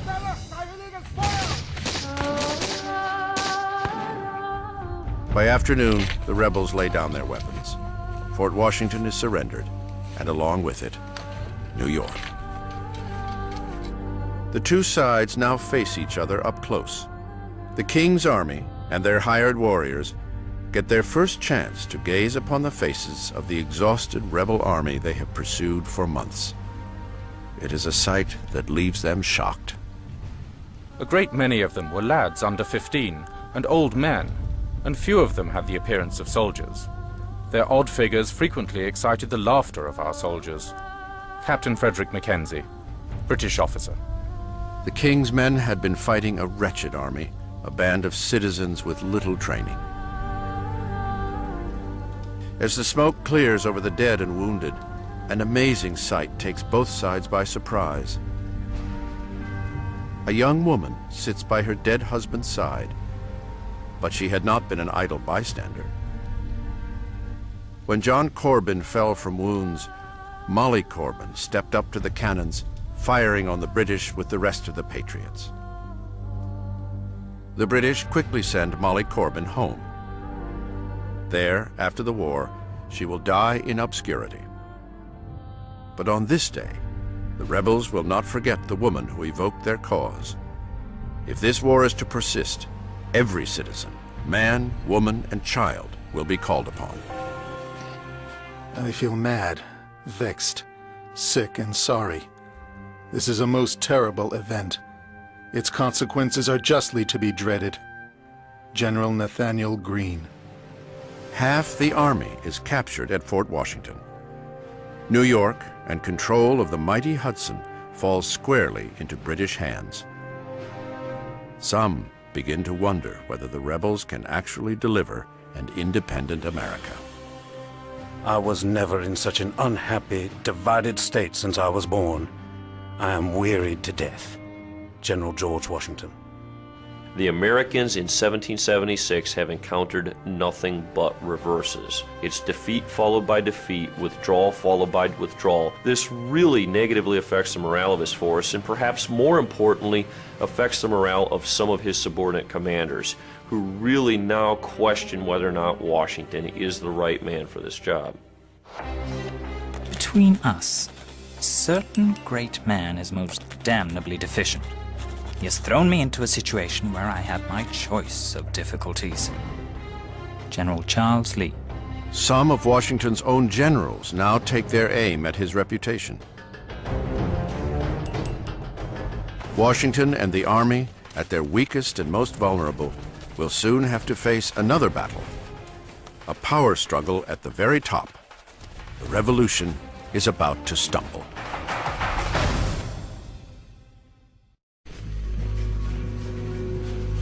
November 1776. George Washington's Continental Army is in full retreat across New Jersey. He has just lost New York, and with it, half his army. Washington cannot afford another confrontation. Hundreds had died. Many thousands more had been taken as prisoners of war.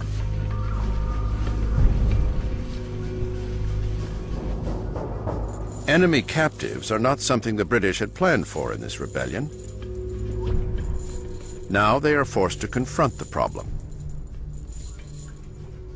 After the defeat in New York, the British find themselves holding more American prisoners than they know what to do with. And so they're going to use the Sugar Hut and a number of other large structures that can quickly be made secure. They're also going to use prison ships. Of all the places of internment, the ships quickly become the most notorious. Thousands are thrown into the holds of decommissioned warships. There, with inadequate food, hygiene, and air, disease runs rampant. Starvation is common. Being here is almost worse than a quick death on the battlefield. Some of these ships would have 1,000 men, 1,000 prisoners, and perhaps a dozen a day would be taken out dead and buried in the shallow graves on the sandy shores of Brooklyn. I now found myself among a collection of the most wretched and disgusting-looking objects that I ever beheld in human form, now shriveled and surrounded with the horrors of sickness and death. Here, thought I, must I linger till death should terminate my sufferings. Ebenezer Fox, prisoner. To the British, these men are not just prisoners of war, they are traitors. Yet their punishment will not be swift. Instead of an executioner's hand, these rebels will be left to rot.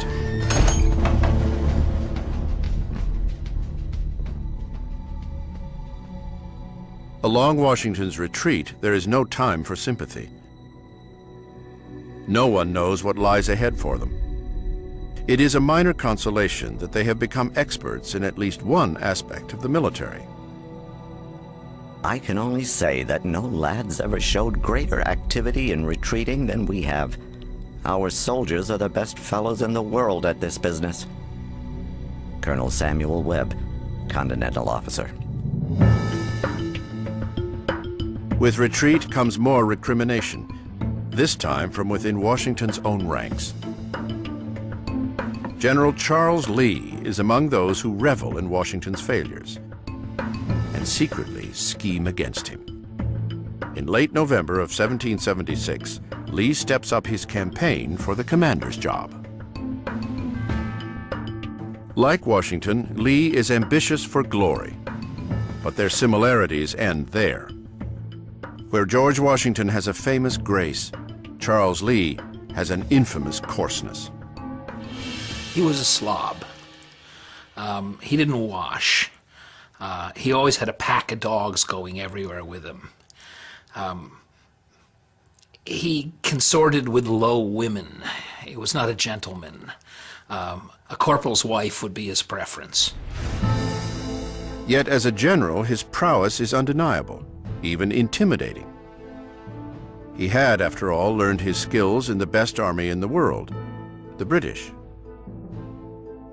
Lee is arguably the most qualified general officer in the American Army in a strictly military sense. He fought in the French and Indian War, he fought in continental Europe during the 7 Years' War, he fought from Russia to Poland. He's exceptionally experienced, but this experience breeds some hubris. He thinks that he knows better. Passed over for promotion in England, Lee jumped ship for America, only to find himself subordinate to George Washington. Now, Lee's sense of self-worth pushes him toward betrayal once again. This time, he wants what he deserves: command of the Continental Army. I foresaw all that has happened. Had I the powers, I could do much good. Confidence in General George Washington is at an all-time low. Lee's chance is at hand. Late November 1776.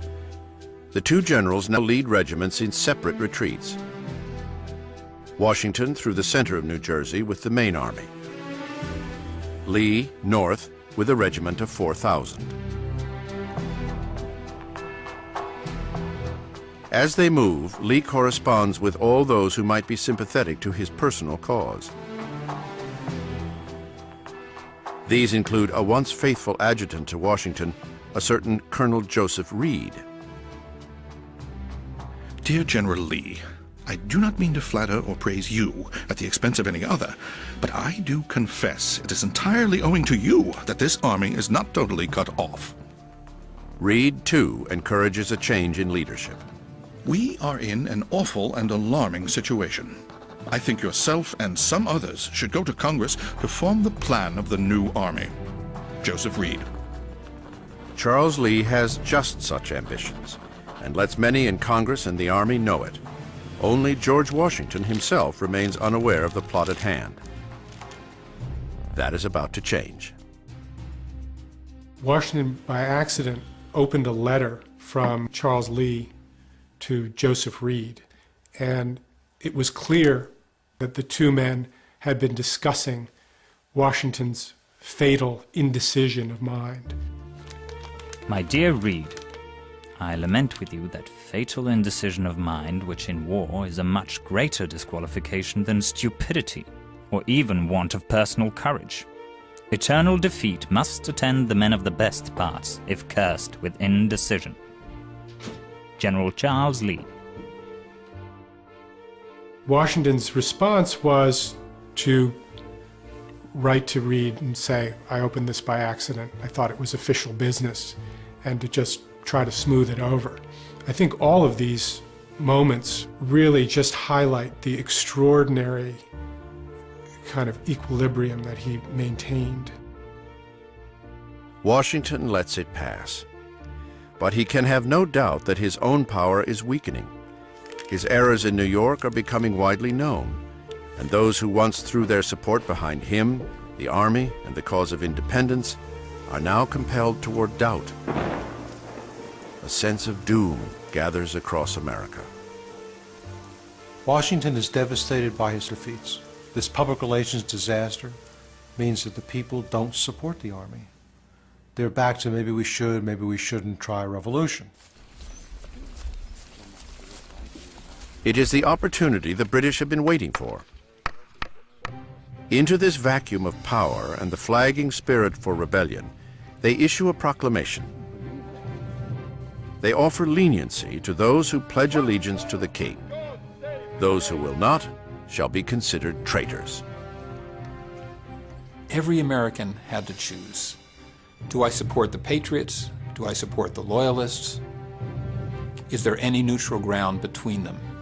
How do you make this choice? People are not only making this choice according to their political beliefs or whether they, really respect the king or not. They're often making this choice according to what's best for them. The soul of the revolution is now up for grabs. Who will come out ahead? General Charles Lee, George Washington, or the British Army? What each does next will determine the outcome. America's revolution hangs in the balance.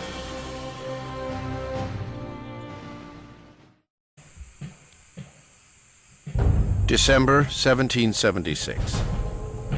British are gaining control of New Jersey, yet they find a populace unwilling to support them. With their massive army, food and supplies are critical to their efforts. Out of need and a hint of vengeance, the British turn to more forceful methods.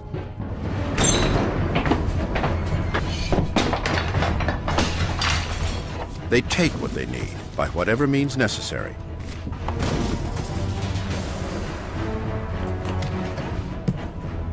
It is a bitter taste of what America might look forward to under full British military occupation.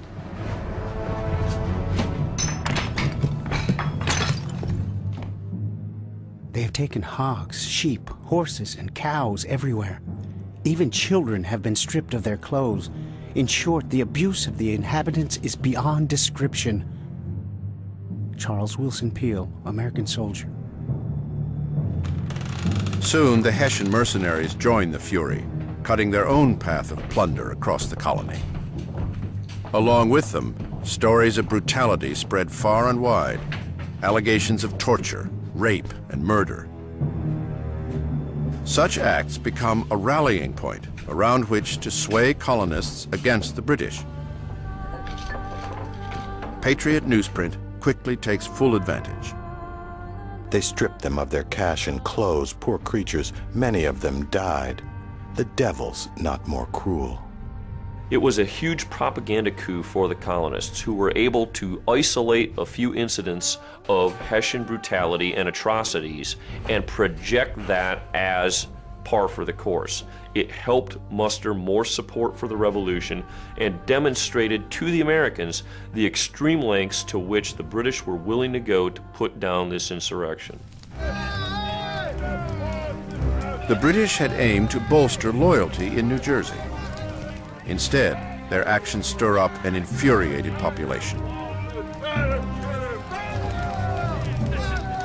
Patriots and loyalists now take up arms against one another as the War of Independence descends into anarchy and civil strife.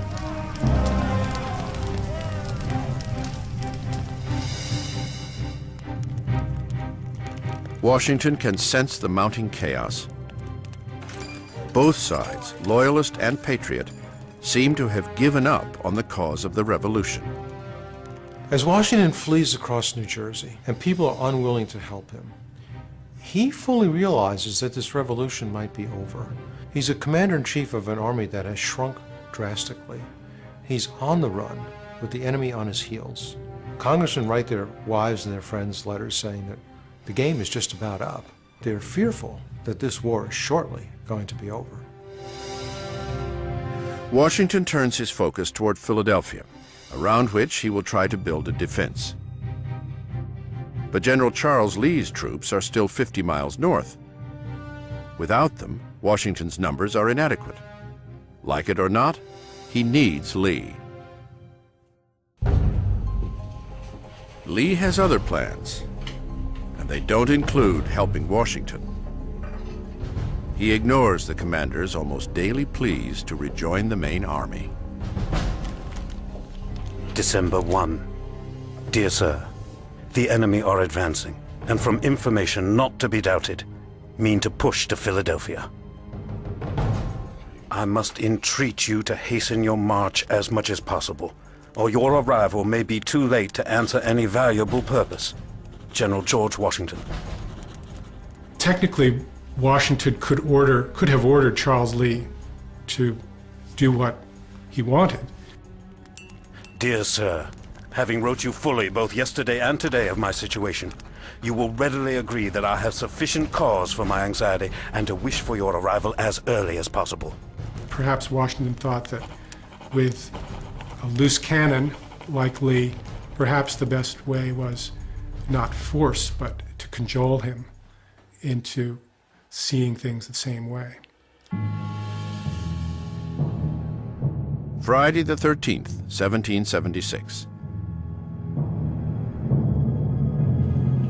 General Charles Lee has no intention of coming to Washington's aid. Instead, he stops his retreat and takes residence in a comfortable tavern. There, Lee makes his final move. It won't be a good one. Lee works over his correspondences denigrating George Washington. Yet he remains unaware of the scene just outside his window. British scouts have tracked Lee to the tavern and will take him by surprise. The scene was almost comical if it hadn't been so tragic. Lee was surrounded by a British cavalry in his dressing gown, slippers basically. Lee puts up no fight. In one brazen and sloppy moment, his campaign for leadership of the Continental Army comes to an abrupt halt.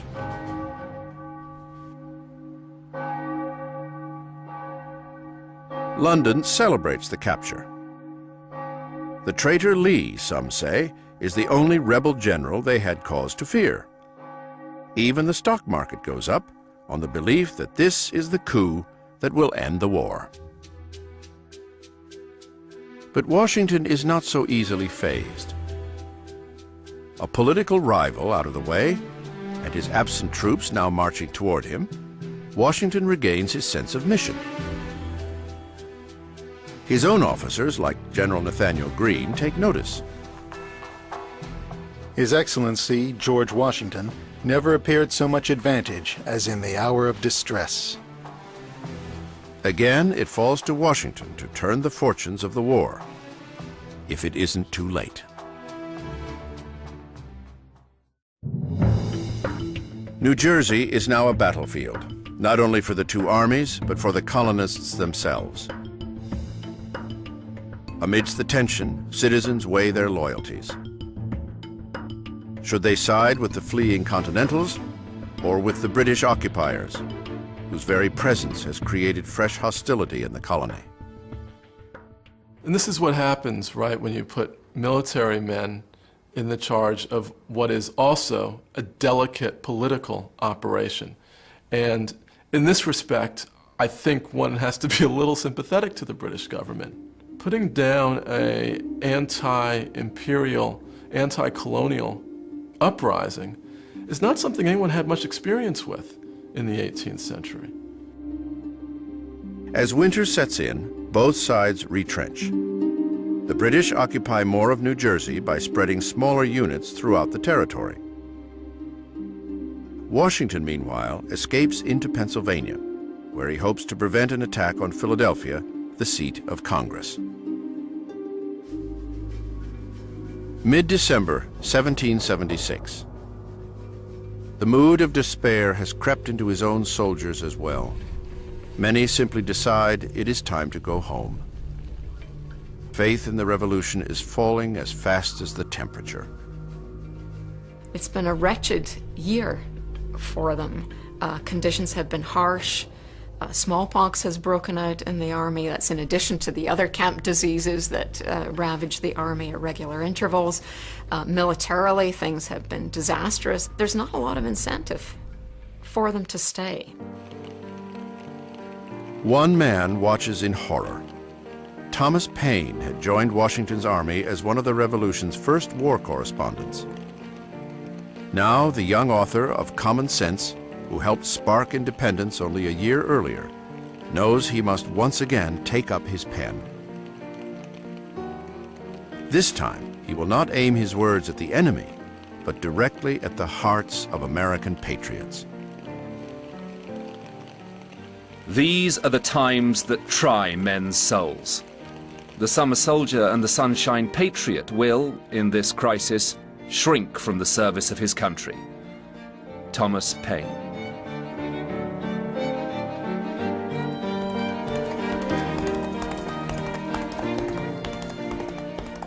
With a sense that the war rides as much on his words as on the musket ball, Paine rushes to Philadelphia to print his new manifesto.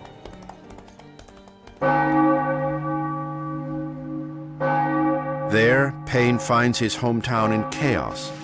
Fear and rumor are spreading like a virus. Citizens are convinced that Washington's forces won't be able to defend Philadelphia. In response, people flee. A steady stream of Philadelphians take their belongings and head elsewhere, leaving their empty homes and closed-up shops to the British, if they should come. The citizens are not alone. Continental Congress and all its members have evacuated too, heading further south to Baltimore. Against this backdrop, Thomas Paine gets to work. In a span of 10 days, the young author and printer, the man who arrived in America only a few years ago full of hopes to begin a new world in these raw colonies, sets his thoughts to print. He titles it American Crisis. As quickly and widely as Common Sense had spread, so too does this book. It begins to work its magic instantly. What we obtain too cheap, we esteem too lightly. And it would be strange indeed if so celestial an article as freedom should not be highly rated. Thomas Paine. This was really the low point for the Americans. Washington's reputation was really at stake, and with that reputation, the ability to round up fresh recruits for the army. So it was a really do-or-die moment in New Jersey. Paine's words only go so far. Washington must alter his entire approach to the war. He must make some bold move that will restore faith in him and in the durability of the revolution. He makes up his mind, I've got to shift tactics. He thinks that it isn't necessary to win the war on the battlefield. He just can't lose it. The most important thing is to keep the army together. At the same time, back home, convincing the mothers and wives and children of British soldiers that the cost of this war is too high in deaths, casualties, and for Parliament too, in money. For the British commander, William Howe, things are not going as planned. The occupation of New Jersey has spread his forces thin. In London, people are asking why the war is not yet won. He needs time to think. Howe has his army dig in for the winter. To guard against rebel attacks, he places Hessian forces at key junctions along the Delaware River, places like Burlington and Trenton. As the cold sets in, the British expect to catch their breath before the next season of fighting begins. Howe's command along the Delaware River falls to Hessian Colonel Johann Rall. Rall has been on constant alert, but now, holed up in Trenton, he is finally beginning to relax. An attack is unlikely as the weather turns grim, and a blizzard blows outside his window. Rall lets his guard down and waits for reinforcements, due any moment.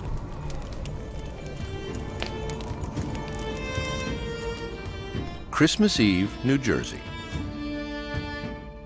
Rall's Hessian reinforcements have made an unscheduled stop. Their commander, Colonel von Donop, has decided to spend the night with a fair widow in Mount Holly, just 20 miles from Trenton. The colonel, who was exceedingly devoted to the fair sex, had found the beautiful young widow of a doctor. He wanted to set up rest quarters in Mount Holly, which, to the misfortune of Colonel Rall, he was permitted to do. Captain Johann Ewald, Hessian officer. Von Donop's rest will have consequences he cannot imagine, and history will soon record the contribution to the revolution made by the mysterious widow of Mount Holly, whose identity will never be known.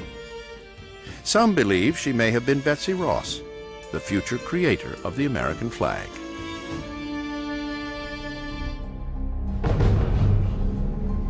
Scouts soon report to Washington that the Hessian army has left its defenses down. Washington hatches his plan. He will attack. It may well be his last shot, a final effort to revive his reputation, the spirit of his soldiers, and the survival of the revolution.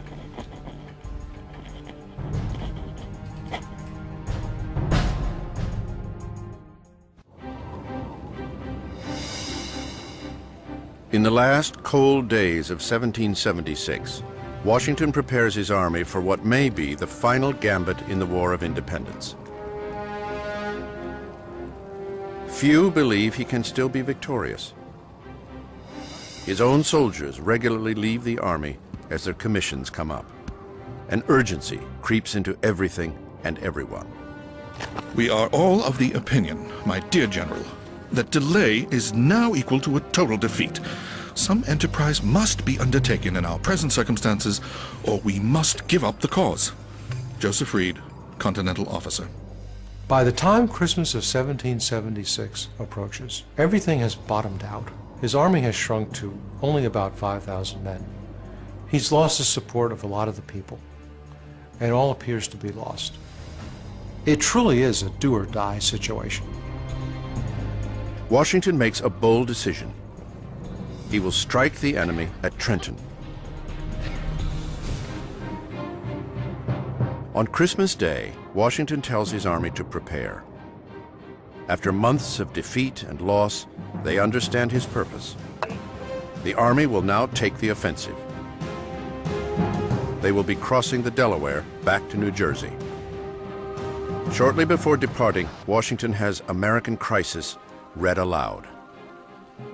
Let it be told to the future world that in the depth of winter, when nothing but hope and virtue could survive, that the city and the country, alarmed at one common danger, came forth to meet and to repulse it.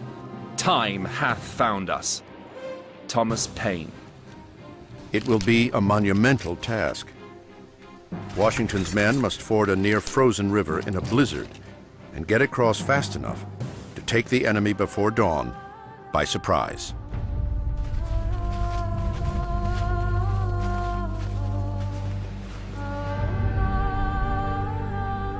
Yet Washington's leadership, his army, and the revolution all ride on the success of this singular mission. Washington himself will lead the soldiers into battle for the first time in the war. The general knows that if they fail, there will be no more chances. At 11 p.m., the boats begin to cross. It will be harder than they had even imagined. Every school child in America is familiar with the painting of Washington crossing the Delaware, when he's boldly in the front of the boat, standing up, looking heroically towards the eastern shore of the river. It would have been nice, but it didn't happen like that. Nobody stood up that night, wisely so. It was as severe a night as I ever saw. The frost was sharp, the current difficult to stern, the ice increasing, the wind high, and at 11 it began to snow. It was only with the greatest care and labor that the horses and artillery could be ferried over the river. Captain Thomas Rodney, Continental officer. It takes most of the night to get the army over. It costs them severely in time.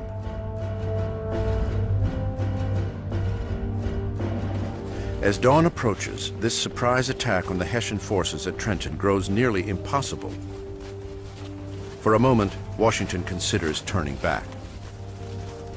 It made me despair of surprising the town, as I well knew we could not reach it before the day was fairly broke. I determined to push on at all events. General George Washington. 5 a.m. The weather worsens and the temperatures drop even further. The soldiers, some with only rags on their feet, begin to succumb to the elements. I was so benumbed with cold that I wanted to go to sleep. Had I been passed unnoticed, I should have frozen to death without knowing it. But as good luck attended me, Sergeant Madden came and made me walk about. John Greenwood, Continental Fifer. Not all are so lucky. 2 soldiers lay down in the snow, never to get up again. The others press on.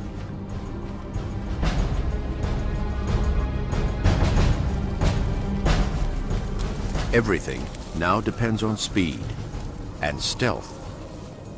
It is Washington's new way of waging war. If he's victorious, fine. If he's defeated, escape as fast as you can and keep your army together. Move fast. Sneak attacks, surprises, midnight escapes, any trick a magician could pull out of his hat. That's how he's got to fight. Washington had learned his lessons the hard way. Now he will change the rules.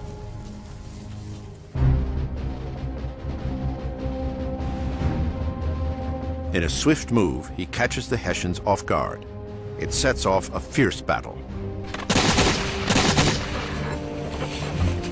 Hessian soldiers scramble to grab their muskets and meet the enemy.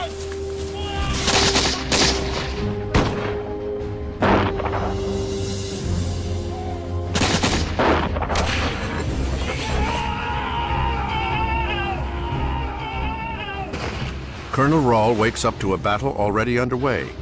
He had been expecting something from the rebels, but nothing of this scale.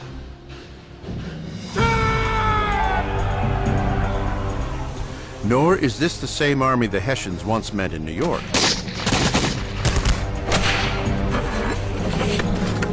Now the Continentals fight with fierce spirit. In bloody, chaotic engagements, they hold their own. Trenton is a small battle in numbers, but it is a vicious and closely fought one. Battle of Trenton is a brutal encounter. The Americans surprise the Hessians, who tumble out of their barracks, grab their muskets, and attempt to defend themselves. The battle lasts less than an hour, though. The Hessians don't have a chance because they're surprised. Here conceived a scene of war of which I had often conceived but never saw before. The hurry, the fright, and confusion of the enemy was not unlike that which will be when the last trump shall sound. Colonel Henry Knox, Continental officer. In the midst of the fighting, the Hessian Colonel Rahl is shot twice. As he dies in bed, the leaderless Hessians lose their will to go on. The path that had taken them from victory in New York ends with defeat at Trenton. 1,000 Hessians are captured or killed out of only 1,500 present.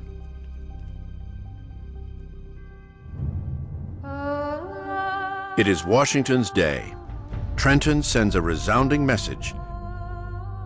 The Continental Army is back, and Washington is their undisputed leader. In a year of hardships and loss, he has now learned how to fight this war. Trenton illustrates the genius of George Washington. Here is an opportunity to strike the enemy where he's weak, when he's weak. This is going to establish the pattern for the rest of the war, in which the Continental Army will always live to fight another day, pick low-hanging fruit, frustrate the British, and continue to provide a thorn in the side of the different British commanders. Yet Washington faces one more challenge before 1776 is over.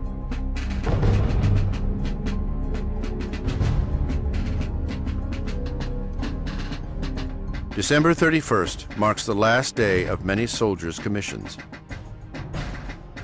Many, if not all, are eager to return to their citizen lives. At the end of December, a lot of enlistment terms run out. Those men want to go home.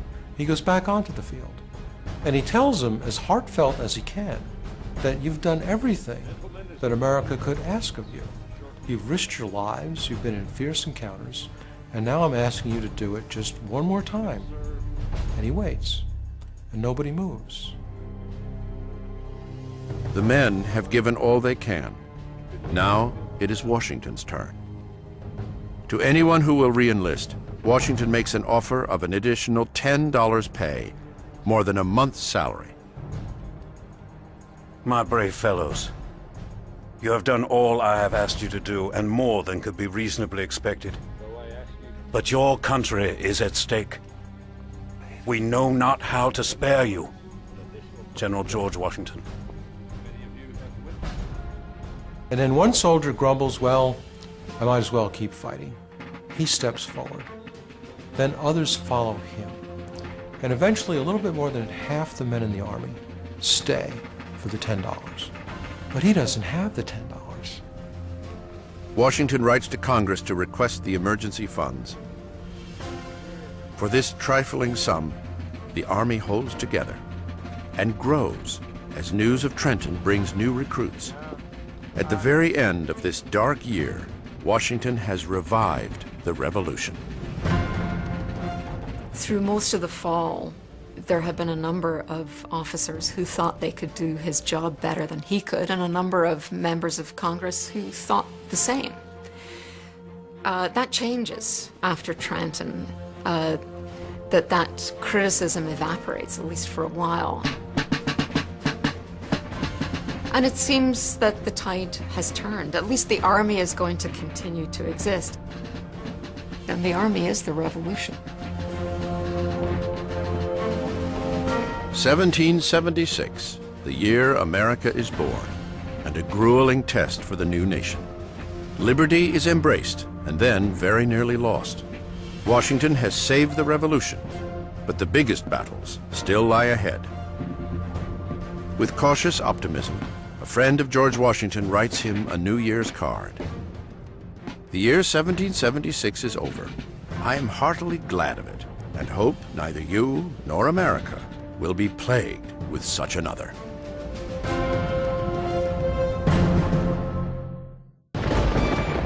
December 1776.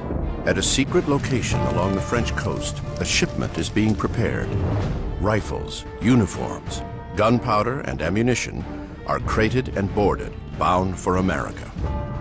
It is a gesture of solidarity from France against their common enemy, Great Britain. The weapons will aid Washington's notoriously undersupplied army, which has just unleashed a Christmas surprise on the British. The Battle of Trenton has bolstered the rebels.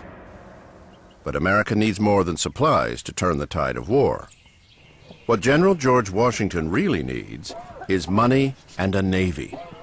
In pursuit of this goal, the Americans have sent their own secret weapon to France. He arrives on a crisp December morning along the French coast. He is old and frail, with a variety of ailments. But Benjamin Franklin is also the most famous revolutionary leader in Europe. Franklin is the man who tamed lightning, a renowned scientist, inventor, and writer who brought the simple wisdom of Poor Richard to the world. When Franklin gets to France, there's an enormous sense of consternation. What is this figurehead? What is this great celebrity doing here? And remember, given the way the media worked in those days, he washes up on the shores of Brittany with no announcement, and there are all sorts of wonderful rumors afoot as to what he's doing in France. He's come to buy himself a chateau with his immense fortune. He's come to educate his grandsons in Europe because the schools are better. Every possible idea is put forth. The idea that he's actually there to enlist the French in this cause is not the obvious conclusion. And he doesn't feel he has to illuminate anyone. Franklin arrives into a deeply divided nation, no place more so than Paris itself. The wealthy live in opulence, while the poor walk on city streets ankle deep in waste and excrement. This dichotomy has produced new thinking about Europe's age-old system of class. The French read Thomas Paine and cheer America's revolution. As one Frenchman noted, there is 100 times more enthusiasm for this revolution in the Paris cafes than in the colonies.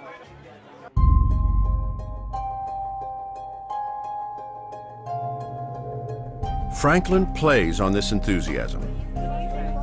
Now, in one of the most opulent courts in Europe, the home of Marie Antoinette, Franklin presents a simple yet carefully crafted portrait of America and all things American. Picture me very plainly dressed, wearing my thin gray straight hair that peeps out from under my only coiffure, a fine fur cap which comes down to my forehead almost to my spectacles. Think how this must appear among the powdered heads of Paris. Benjamin Franklin. Franklin plays on this romance. He dresses very plainly, he wears a beaver cap, and he becomes kind of a fad. The women love to be around Franklin. They think there's something kind of very romantic about this backwoodsman who's here in their midst. Before long, all the fashionable women are wearing their hair in a style that mimics Franklin's fur cap. They call the style à la Franklin. But not all quarters are equally charmed. December 28, 1776. Ben Franklin arrives at Versailles, home to King Louis XVI. It seems like a fool's errand when you think about it. Franklin is sent to an absolute monarchy to ask them to fund a revolution against a king. But the truth is that the animus on the French part against the English is so great that this is a very easy argument to make. Franklin is greeted by France's foreign minister, the crafty Comte de Vergennes. Vergennes is the one behind France's covert arms shipments. anyone in his right mind would have assumed that the best thing to do would have been to let the colonies and England destroy each other mutually and not to intervene. But he is dead set on revenge. It's the one thing he needs to accomplish, and he could not be more eager. He is intrigued by the revolution, but France needs to know they are backing a winner. Franklin's attuned sense of gamesmanship tells him the time is not right. That, and the fact King Louis XVI refuses to meet with him. But without France, the threadbare American Revolution is in peril. For now, Franklin will have to wait and pin his hopes on events 3,000 miles away, where only a great American victory could budge the French. But that couldn't seem less likely.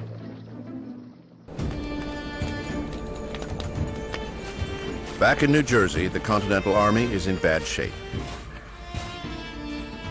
The Americans have not yet figured out how to feed and supply the army. John Adams, the always outspoken member of Congress, complains, "Our army is an object of wretchedness enough to fill a human mind with horror. Disgraced, defeated, discontented, dispirited, diseased, naked, undisciplined, eaten up with vermin. No clothes, beds, or blankets. No medicines, no victuals but salt pork and flour." And as winter turns to spring, the problems only worsen. No one is joining the army, and officers sent on recruiting missions must dig deeper to fill the quotas for new recruits. The colonists, like every generation before or after, seem convinced that the war is going to be over by Christmas. When the war isn't over by Christmas, Washington has a hard time recruiting soldiers. And it's in 1777 that we see many states beginning to offer significantly increased bounties. That's a cash payment for enlistment. Service in the Continental Army is now offered as an alternative to corporal punishment when you're brought into court. Service in the Continental Army is encouraged for vagrants. The shortages of trained soldiers hits the Army hard. No place more than the northern American outpost of Fort Ticonderoga, where America's inexperienced recruits are about to become the target of a major British attack.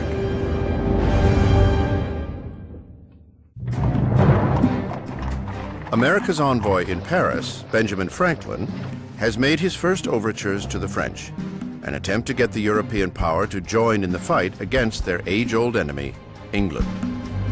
But for now, the elder statesman has come away empty-handed. Swaying the French will take a major American victory back in the colonies, where the British are getting ready to mount a new round of assaults. June 1777. Just south of Montreal, Canada, a new British general has arrived in America. General John Burgoyne surrounds himself with all the trappings that wealth and status afford. He has recently returned to the colonies, where he witnessed the British loss of Boston just 2 years earlier. Burgoyne's goal, to take revenge and end the war, whatever the cost. It is an endgame he has staked his career on. John Burgoyne has always led the good life. A gambler, a military man by career, a playwright by hobby, a social climber by marriage, Gentleman Johnny, as his soldiers call him, leans towards the dramatic. Before his return to America in June, the cocky Burgoyne wagers that he will have the war won by Christmas. Charles Fox, a member of Parliament who stood in opposition to the war, takes the bet, with a warning. Be not over-sanguine. I believe when you return to England, you will be a prisoner on parole. Charles Fox.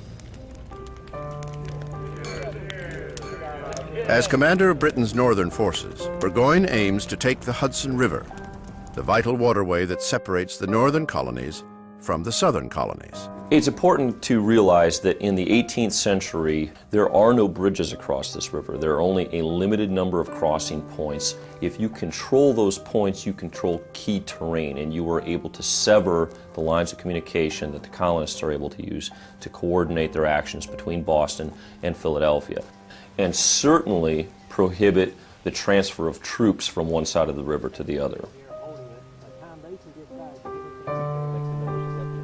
The British plan requires precise coordination across great distances. Burgoyne's force will move south down the Hudson to meet up with the man in charge for the British, General William Howe, whose forces will march north from New York City. Burgoyne's first target is a remote northern outpost, the mighty Fort Ticonderoga. People referred to it as the Gibraltar of the North, or the Gibraltar of North America. It was, by all standards, the most spectacular fortress in North America.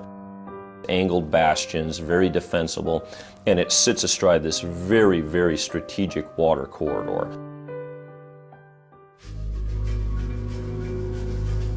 July 2nd, 1777.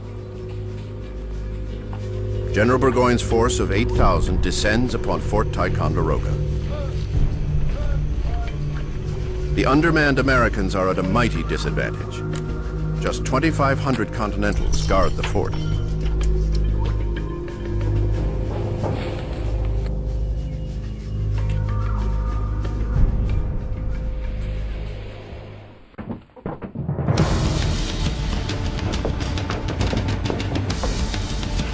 Skirmishes break out around the stronghold as British soldiers snipe at the Americans.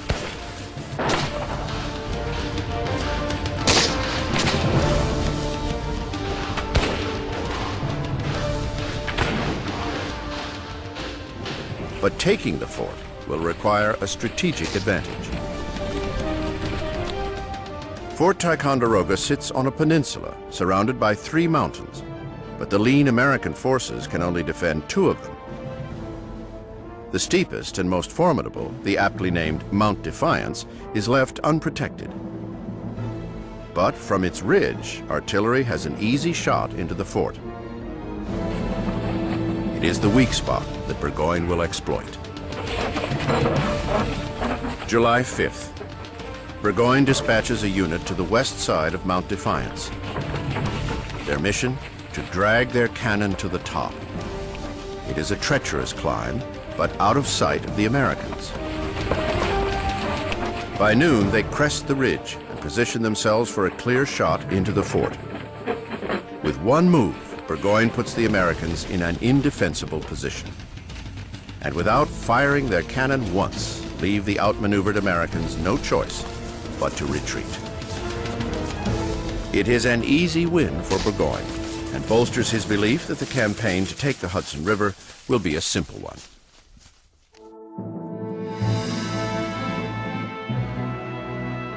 News of the fall of Fort Ticonderoga reaches Paris, where Benjamin Franklin has been closely monitoring the war. He's constantly waiting for his mail. I mean, none of our impatience for our mail could possibly equal what Franklin must have felt at that point. The ignorance is crippling. But sometimes ignorance is bliss. That the undermanned American army has been forced to retreat in the face of an attack is the last thing Franklin wants to hear. On top of that, he has made little progress with King Louis XVI. Franklin is, after all, the representative of rebels. He is fraught with frustration. There is nothing better to do here than drink. How can we fool ourselves that France might understand America better than Britain? How can we fool ourselves that a monarchy will help Republicans revolt against their monarch? Benjamin Franklin. The fall of Fort Ty hits General Washington's desk with a thud. His soldiers lost it without so much as a fight. And now the British Army is on the move. 7,000 soldiers are heading down the Hudson. The rest are stationed in New York City.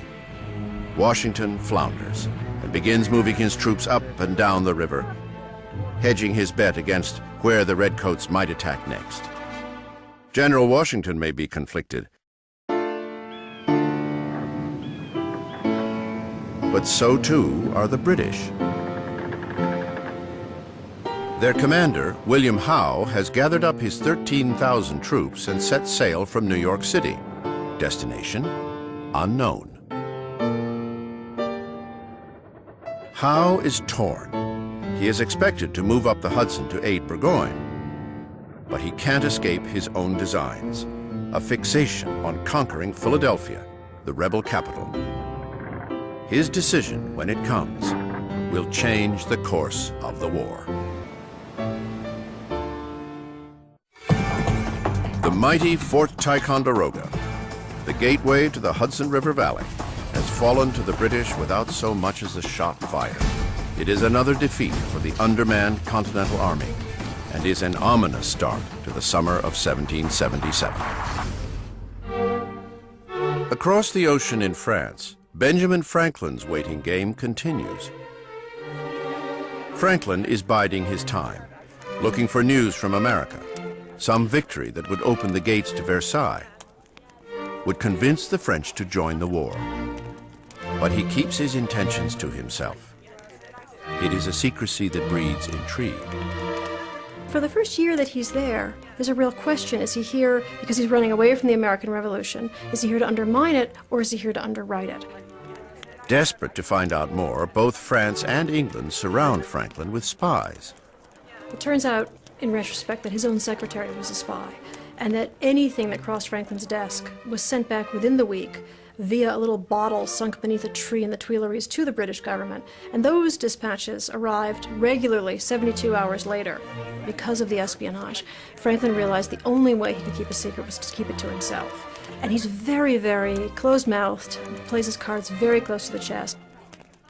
Franklin's silence is a calculated diplomatic strategy, akin to his favorite game, chess.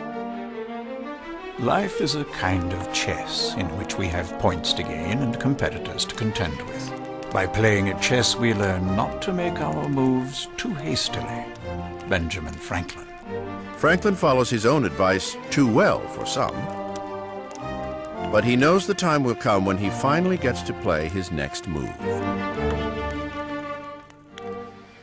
Back across the ocean in America, British General Howe remains adrift off the coast of New York City. 13,000 soldiers on 260 ships still don't know where they are headed. John Burgoyne's plan calls for General Howe to head up the Hudson, yet Howe is intent on Philadelphia. Revenge for his embarrassing losses at Trenton and Princeton. Howe is obsessed with holding Philadelphia and sustaining Philadelphia, situated almost exactly in the center of the 13 colonies geographically, because it's the political capital. It's where the Continental Congress resides. It's an important strategic center too, both commercially as well as politically. Howe makes his decision. He will abandon Burgoyne, his Northern Army, and the Hudson Campaign. He will invade Philadelphia. In one move, he changes the course of the war.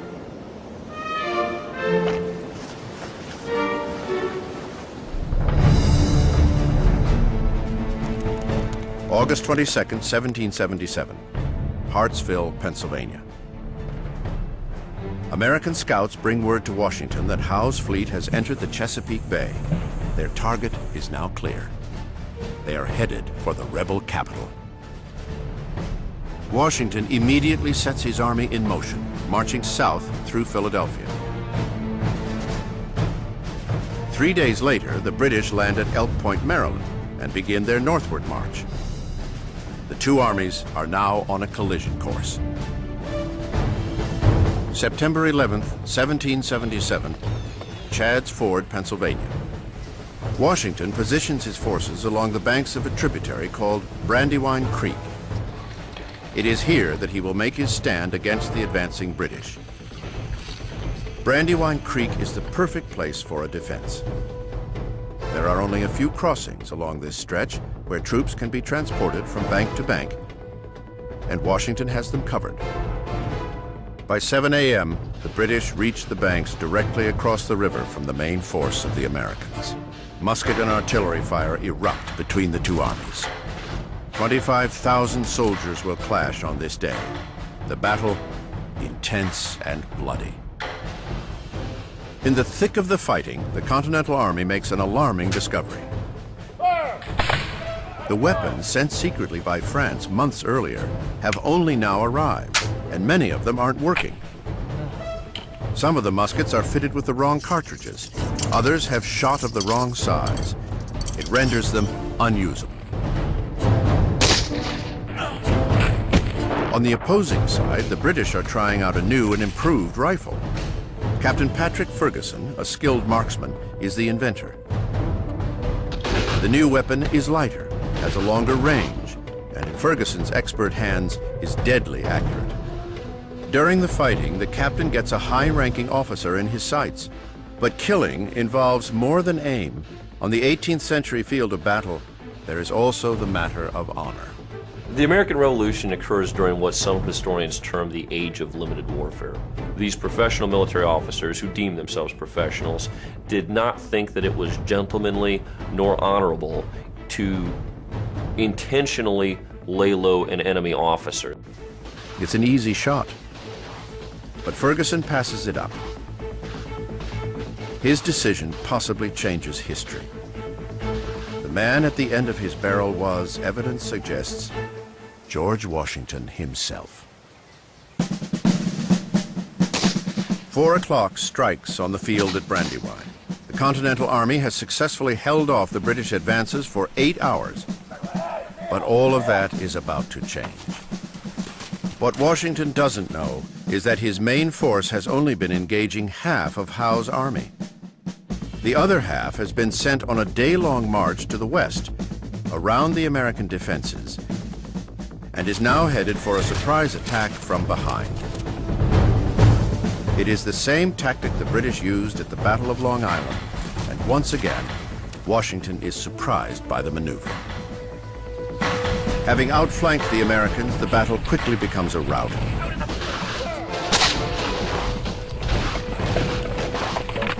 "1,000 American soldiers are wounded or killed. Washington is forced to retreat north, giving up the fight and giving up Philadelphia.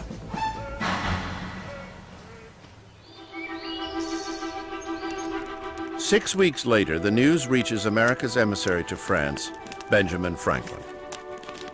His hometown, the rebel capital, Philadelphia, has fallen to the British. In response, the sage statesman makes an unlikely quip. Instead of Howe taking Philadelphia, Philadelphia has taken Howe. This is not only spin of the finest kind, from a man who, remember, made his name writing hoaxes and dispensing misinformation in his own papers.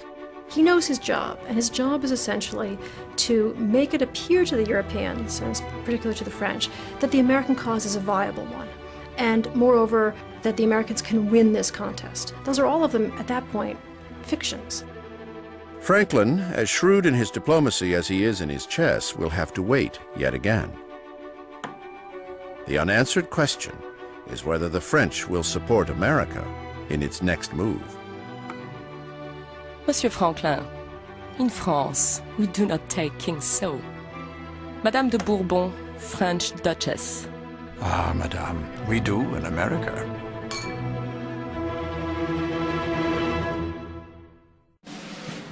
Back in the colonies, America's Northern Army is getting ready for a battle that will turn the tide of the war.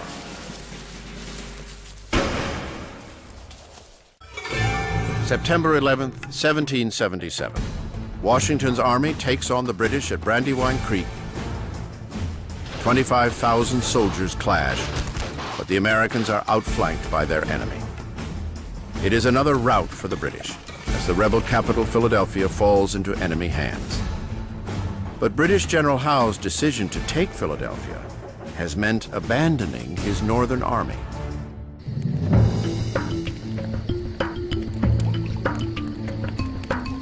With no knowledge of Howe's choice, General John Burgoyne, leader of Britain's Northern Army, continues his campaign to take the Hudson.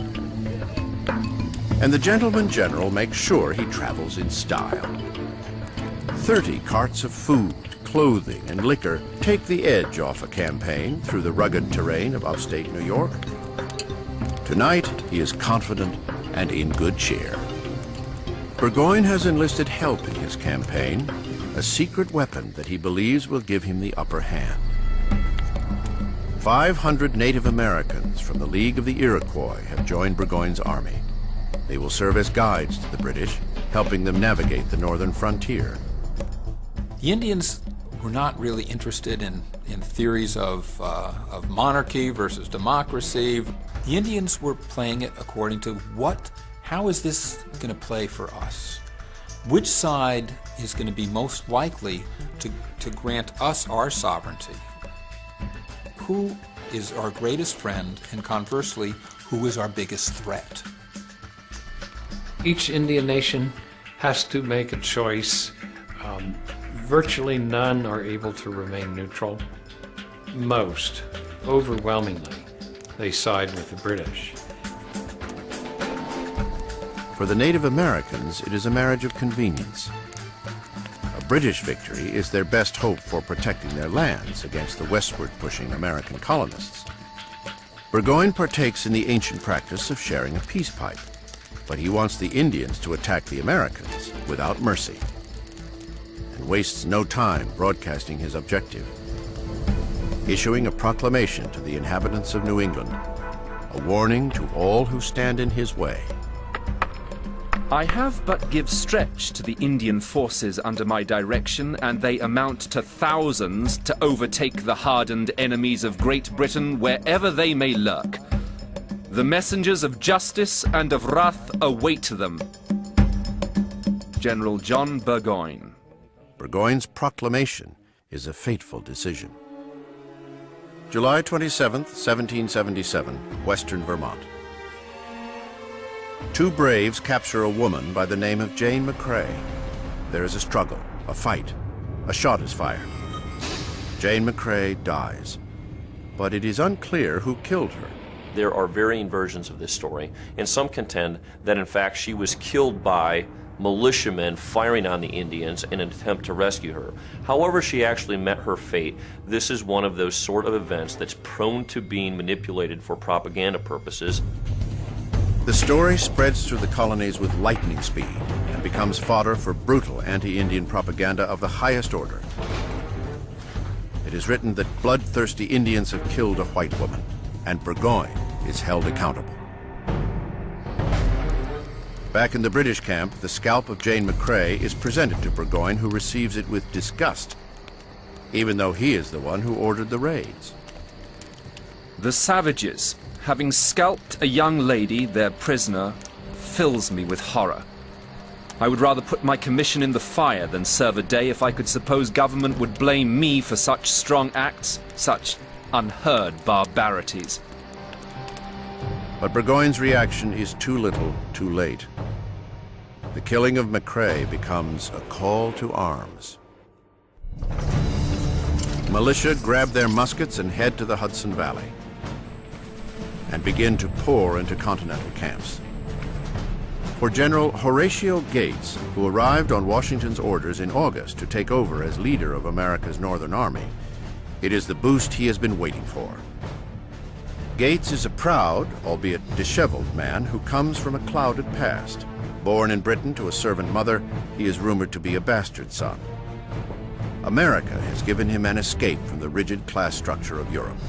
War, a chance to gain glory against his former home. But he harbors even greater ambitions. Horatio Gates wanted to be Commander-in-Chief of the American Army. And it goes much beyond that.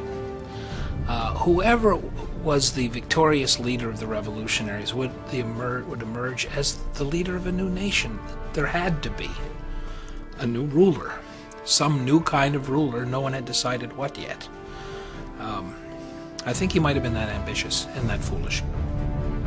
Gates adds fuel to the furor over the killing of Jane McCrae, writing an open letter directly to his adversary. That the famous Lieutenant General Burgoyne should hire the savages of America to scalp Europeans and the descendants of Europeans is more than will be believed in Europe. They are harsh words to an old friend. Gates knows his rival John Burgoyne well. In the 7 Years' War, they were comrades in arms, registered one after the other in the British military ledger as gentleman to be lieutenant. Now Gates sees his chance for glory. In beating his old country and gentleman Johnny Burgoyne, he will prove himself to Congress, which, to him, still doesn't recognize his worth.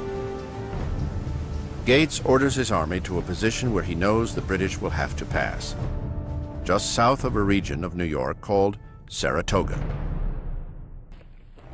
Gentleman Johnny Burgoyne continues his southward march, but there is no sign of reinforcements.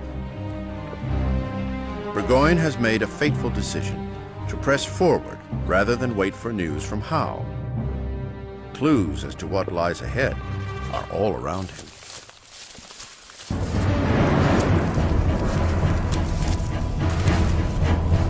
A royal patrol scouting close to Saratoga comes across a note pinned to a tree. Burgoyne had posted his proclamation. Now the rebels have issued one of their own. Thus far shalt thou go, and no further. September 19th, 1777. With numbers swelled by anti-Burgoyne sentiment, the rebel army is ready for a fight. Horatio Gates sees an opportunity to test the British just south of Saratoga on a piece of land called Freeman's Farm. Gates has a surprise for his enemy, an elite force sent by Washington himself, Daniel Morgan's riflemen. Morgan, a Virginia officer, fought in the 7 Years' War, witnessing firsthand the fighting style of the Native Americans. Inspired by what he saw, he has created guerrilla tactics that are new to the battlefields of the 18th century. Rather than attack in columns head-on, Morgan's men fire from cover. Noon. After a tough morning march through heavily thicketed woods, a forward picket of Burgoyne's army finally reaches a clearing. A moment to rest, they think.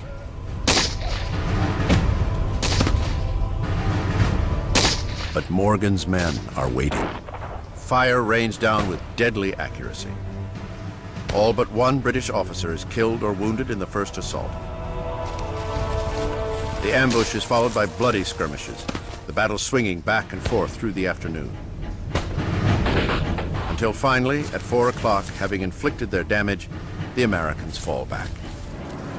The British suffer 600 casualties to the American marksmen, and come to understand that these rebels may not give up so easily. In the American camp, militia keep pouring in. The army swells to more than 10,000. Victory against the 5,000 British soldiers now seems possible. Horatio Gates can feel it. So too can another general who wants to capture some glory for himself, Benedict Arnold. But before the two generals take on Burgoyne, they will find themselves in a battle against each other, each vying for credit in a campaign that will change the course of the war. The battle at Freeman's Farm, just outside of Saratoga, New York, has stopped British General John Burgoyne's southward march in its tracks, and given confidence to Horatio Gates' troops, whose numbers continue to swell. That confidence is shared by another bold American general who sees his chance for glory, Benedict Arnold. Arnold comes from a prominent Connecticut family that fell on hard times. His alcoholic father squandered away the family's fortune. But Arnold would not yield to his lowly circumstances, achieving great wealth and success in business through sheer will. He has been in the war since the outset and has always made an impression. He was spit and polish. When he sat on a fine horse, he was literally a commanding figure. Men looked up to him. It was Arnold who helped snatch Fort Ticonderoga from the British 2 years earlier. But the credit for the victory went to the hard-drinking frontiersman, Ethan Allen. It is a slight that Arnold has not forgotten. But this campaign offers him a chance at redemption, to get the credit he feels he deserves.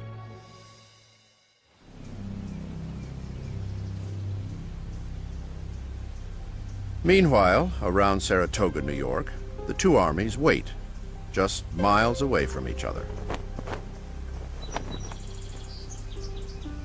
They wait, as soldiers do, for their next order.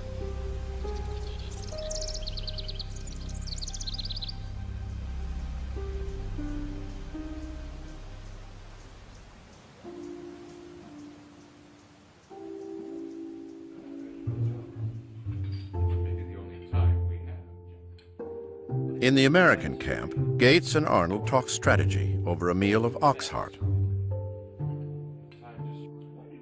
Their army has swelled to twice the size of Burgoyne's. The question is what to do next. And the two generals have two different ideas. Arnold, ever on the offensive, proposes an aggressive act, an attack on Burgoyne. Gates, however, is characteristically circumspect. Let Burgoyne come to them. The conversation turns heated. Tempers flare. Horatio Gates couldn't stand Benedict Arnold, considered him an upstart, an arrogant upstart. And Benedict Arnold, like many of the revolutionary soldiers, called Gates Granny Gates, a fussy old woman. But the headstrong Arnold takes his argument one step too far. Gates, in no uncertain terms, reminds Arnold that it is he who is the ranking officer. And Gates banished his best general from the dinner table, insulted him, wouldn't let him come to meetings, told him to basically stay in your quarters, which were a little hut on the edge of the battlefield. And Benedict Arnold fumed as a result of that dinner and decided that he would have to defy the orders of his commanding officer because he believed the Americans were going to be beaten if it were up to Granny Gates.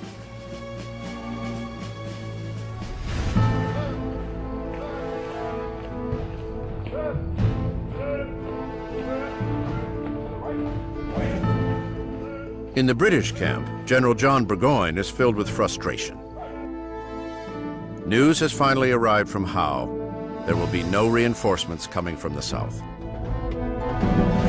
But Gentleman Johnny Burgoyne refuses to retreat. Burgoyne is exceptionally ambitious. He is definitely a glory hunter. But his greatest failing was that, like many officers of his time, he placed a premium on individual martial glory. He wanted to gain fame for himself. Saratoga should have never happened. Johnny Burgoyne's pride, his hubris, is what precipitated the disaster at Saratoga. With his supplies dwindling, Burgoyne decides to make one last push. An assault on the Americans just to the south of Saratoga on a rise of land called Bemis Heights. October 7, 1777.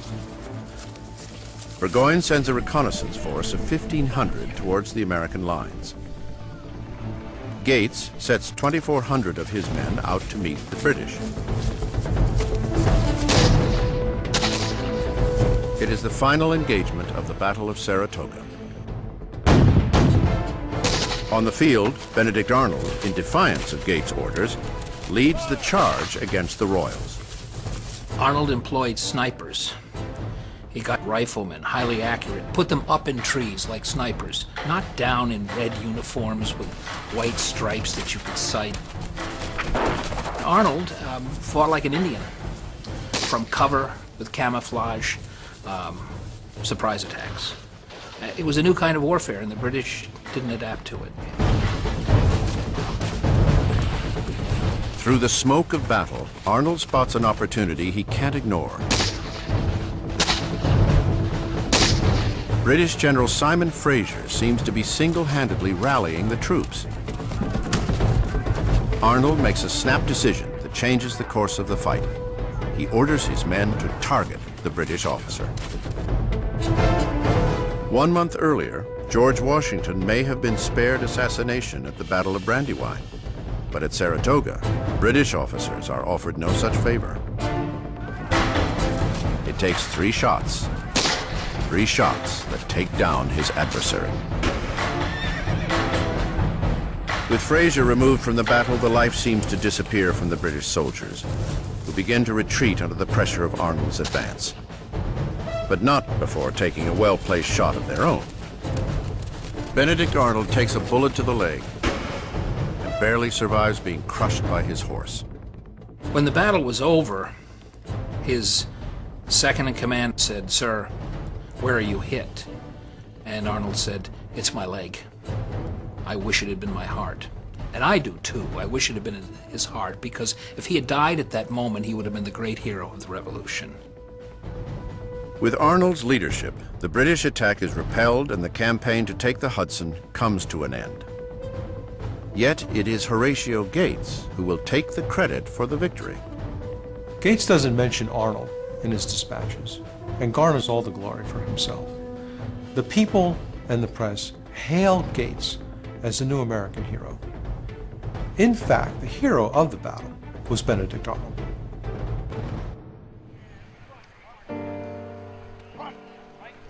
October 17th, 1777, noon.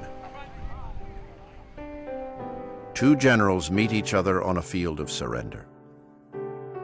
After a 7-month campaign down the Hudson, General John Burgoyne comes face to face with his old colleague, Continental General Horatio Gates. Burgoyne's ill-fated journey ends here, with the surrender of 6,000 of his soldiers, the largest capture of British forces in the entire war. Burgoyne will return home a prisoner of war, losing not only his year-old wager, but his military career.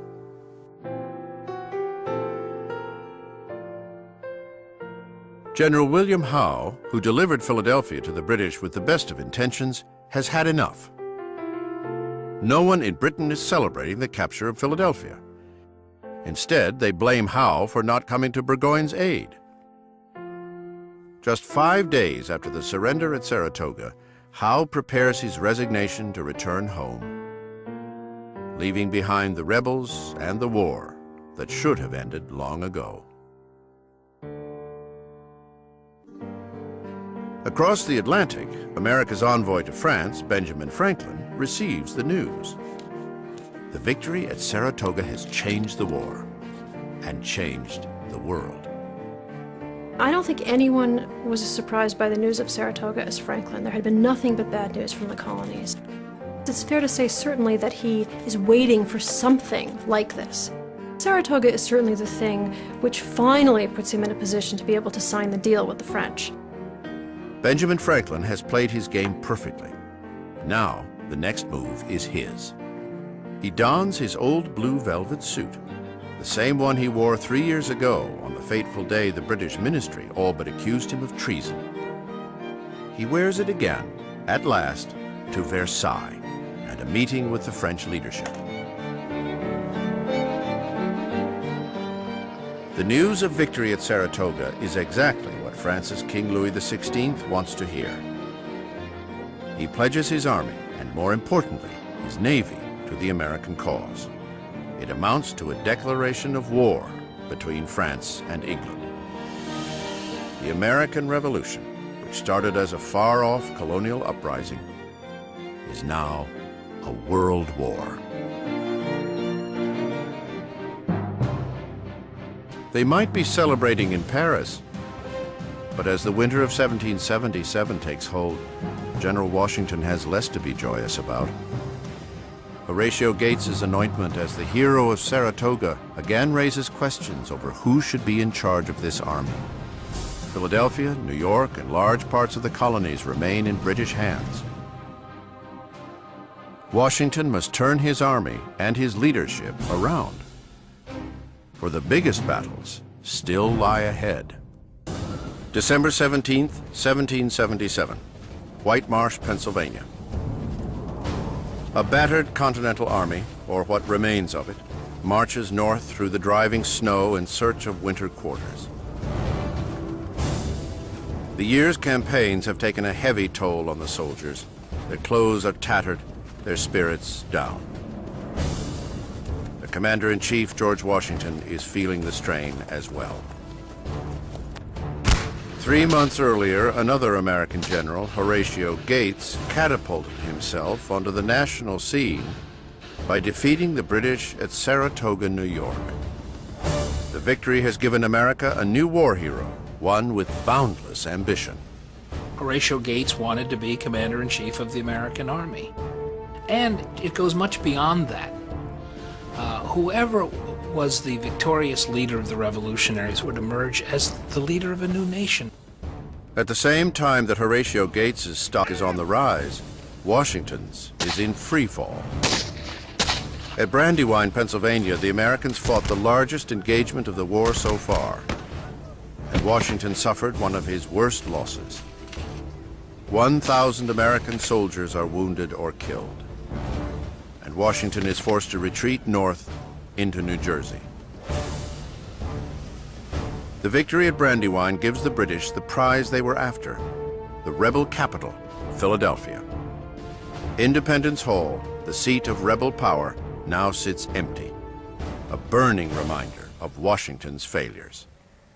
America's rebel Congress is now a body in exile and have set up a new home 100 miles to the west of Philadelphia in York, Pennsylvania.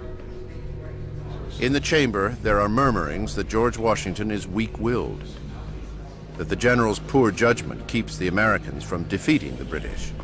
The expectations that civilian leaders had, that Howe's army could be conquered just like that.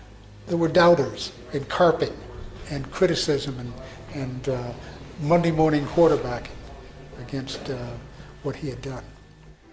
Revolutionaries like Samuel Adams are calling the abilities of their commander-in-chief into question. Our troops are victorious in the north. The enemy troops are divided and scattered over a country several hundred miles. If we do not beat them this fall, will not the faithful historian record it as our own fault? Samuel Adams.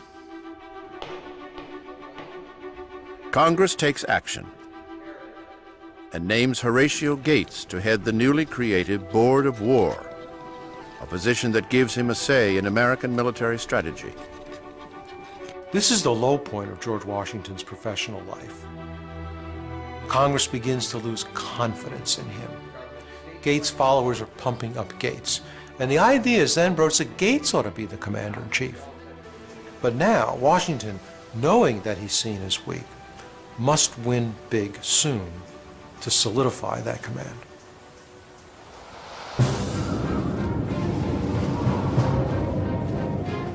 But the Continental Army is in no shape for a fight. And in 18th century warfare, winter is the time to rest, to train, to resupply. For Washington, now is the time to rebuild his army and his reputation, and do it before the winter is over. It will be an uphill battle at the soon-to-be storied Valley Forge. It is a strategic location, just 23 miles north of Philadelphia. Valley Forge is an ideal place from which to keep a close eye on the movements of the British Army and stop the enemy from pillaging the fertile countryside. Sitting on a plateau, the camp is easily defensible. Creeks and the Schuylkill River provide a natural fortification to the camp. But building and running a city a third the size of Philadelphia is a mammoth undertaking. Washington throws himself into the work. He designs the camp himself, down to the last detail. The layout of the barracks, the placement of roads, the location of its defenses. Washington enacts strict rules to fight typhus and dysentery. Soldiers who do not use proper privies face 5 lashes to be administered on the spot. Soldiers who contract venereal disease from prostitutes selling their services on the peripheries of the camp pay for their own treatment, $4 for the rank and file and $10 for the officers. These seemingly mundane tasks consume all of Washington's time. We might accuse him of being a micromanager, but in fact this was a situation that needed micromanaging. He has to really pay attention to the minutiae because it's the minutiae that's going to kill off his army. dysentery and other camp diseases are going to create havoc in his camp unless matters of sanitation are attended to carefully. So he has to pay close attention to the details, and he does it really well. Washington's hands-on approach wins the admiration of his soldiers. And he assures the men that he himself will share in every hardship and partake in every inconvenience. During the first month of construction at Valley Forge, Washington chooses to live in a tent at the edge of the camp, alongside his army.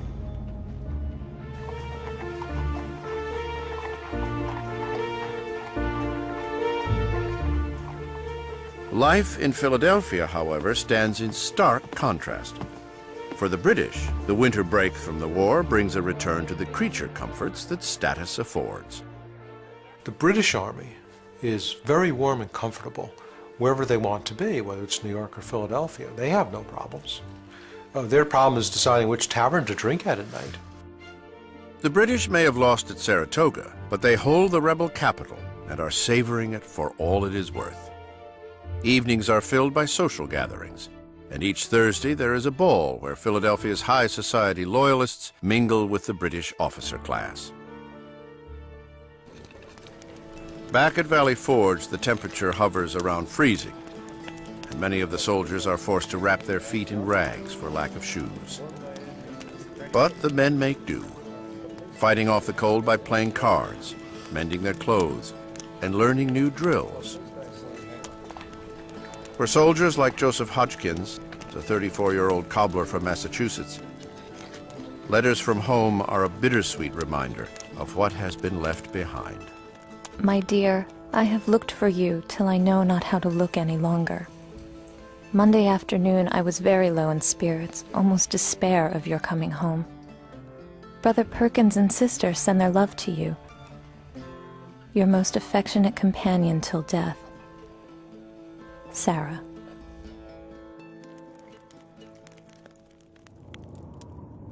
As the winter grinds on at Valley Forge, supply shortages become a problem. America has never had to feed and clothe an army. During the 7 Years' War, just a fraction of the soldiers' food came from the colonies. All the rest was shipped across the ocean from England. And since the outset of the war, the congressionally controlled provisioning offices have struggled mightily to supply the army. Supplying the Continental Army was immensely complex. We call it the Continental Army, thinking of it as a national permanent army, a regular army, which it was. But in many ways, it's still organized and paid for locally. Each state was responsible for supplying its own troops, and this creates enormous confusion. In February, the Army supply lines grind to a halt.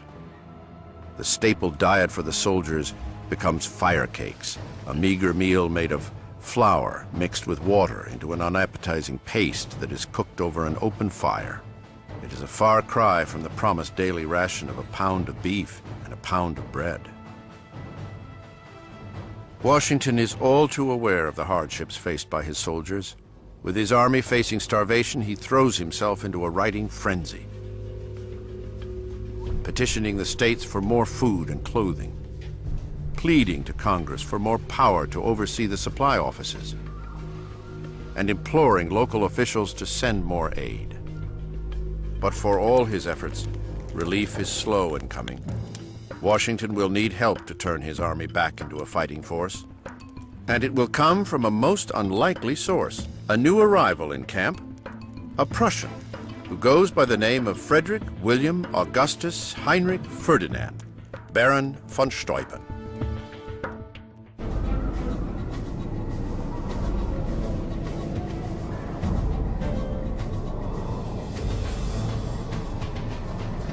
February 1778. The winter at Valley Forge is taking a heavy toll on the Continental Army. 2,500 soldiers die from disease, more than have been killed in battle in the entire war. Thousands of others are incapacitated by sickness and hunger.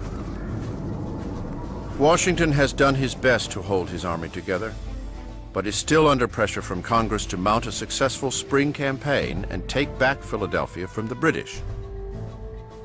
But to achieve that goal, he will have to enlist the help of others. On February 17th, a new recruit arrives in camp, sent by the American Congress to aid in the cause. He calls himself Frederick William Augustus Heinrich Ferdinand, Baron von Steuben, and wears the bejeweled cross of the Order of de la Fidélité, denoting an honorary knighthood from Prussia. Von Steuben carries letters of introduction, but no papers confirming his achievements, an omission that should be a clue, for the Baron is stretching his story, just as he's stretched his name.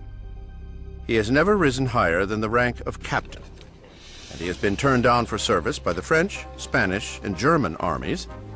Amidst rumors, he has taken familiarities with young boys, which the law forbids and severely punishes. In short, von Steuben has come to the only army in the world that will have him, the Americans. The Baron's past may be shrouded in mystery, but Washington is desperate for leadership, for officers with European training. He puts von Steuben right to work. The task, to create a single method of training, a critical step towards a more professional army. And to do it before the winter is over. Von Steuben embraces the opportunity. The Baron starts small, spending hours each day working directly with a model unit that will be used to train the rest of the army. Baron von Steuben is a remarkable figure. Von Steuben's genius was the ability to distill the complexity of state-of-the-art European drill tactics into a digestible form to this raw material that was the American soldier.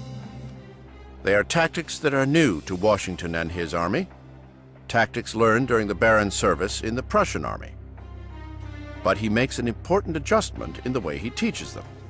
Von Steuben recognized that he was not dealing with Prussian conscripts. He recognized the individuality and the Republican notions of the population of troops that he dealt with, and he was able to take principles and tactics and give them to this force in such a manner that they were willing to receive it and that they were able to transform themselves from virtuous Republicans into soldiers in a professional army. Under von Steuben's tutelage, the soldiers learn how to form solid, orderly columns, how to properly load and fire a weapon in formation, and the proper use of a bayonet. The army that comes out of Valley Forge is in many ways much more sophisticated one than the one that goes in there. Von Steuben brings a new level of professionalism to the army, and that by itself creates its own sense of professionalism. It creates its own sense of belonging. They're belonging to something larger than themselves. In a matter of weeks, the ragtag unit is marching in lockstep. Soon, every soldier is taught the von Steuben technique. It becomes the foundation for the Army's first training manual. Washington's army is slowly remade. It is nearly battle ready.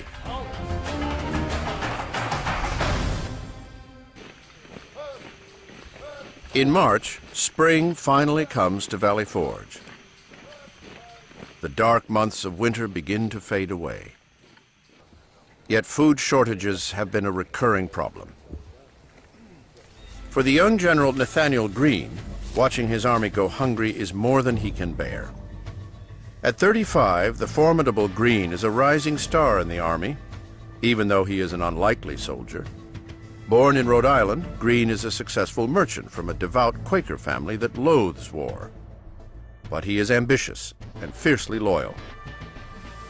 When war breaks out, he throws himself behind the Patriot cause. Greene becomes the youngest brigadier general in the Continental Army at age 33. Now he has risen to the rank of Major General and is one of Washington's closest confidants and one of the loudest critics of the Army's failed supply departments.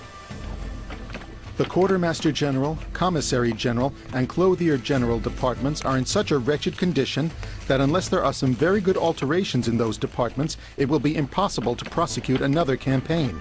Our troops are naked, and the men getting sickly in their huts. Nathaniel Greene. Greene's experience as a merchant leads him to take matters into his own hands. He leads foraging parties into the Pennsylvania countryside to round up food and supplies. But the citizens are often unwilling to give up their property, even to an army fighting for their independence. It creates a precarious situation. Washington didn't want to alienate the local civilian population. He did what he could to supply the army, but he wants to protect that relationship with the local community. But desperate times call for desperate measures. When persuasion fails, livestock and grain are occasionally taken at the end of a musket. Greene leaves the scared civilians with the only reimbursement his army is offering, the promise of future payment, an IOU. Greene's efforts impress Washington, who puts him in charge of acquiring supplies for the army. The duty-bound general accepts his assignment as quartermaster, but it is certainly not the commission that he had hoped for. Nobody ever heard of a quartermaster in history. All of you will be immortalizing yourselves in the golden pages of history, while I am confined to a series of drudgeries to pave the way for it. Nathaniel Greene. This is the classic case of a successful general being called back to the Pentagon to be a bureaucrat. And Greene doesn't want that.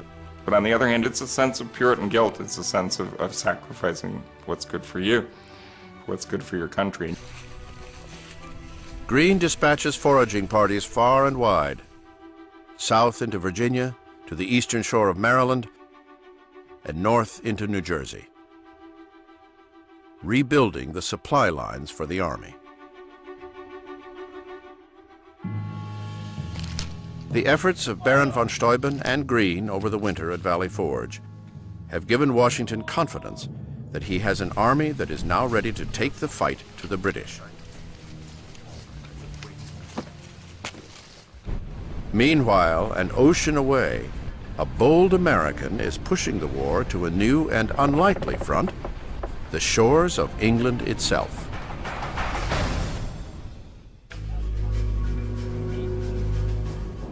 April 1778. The long winter at Valley Forge has finally come to an end.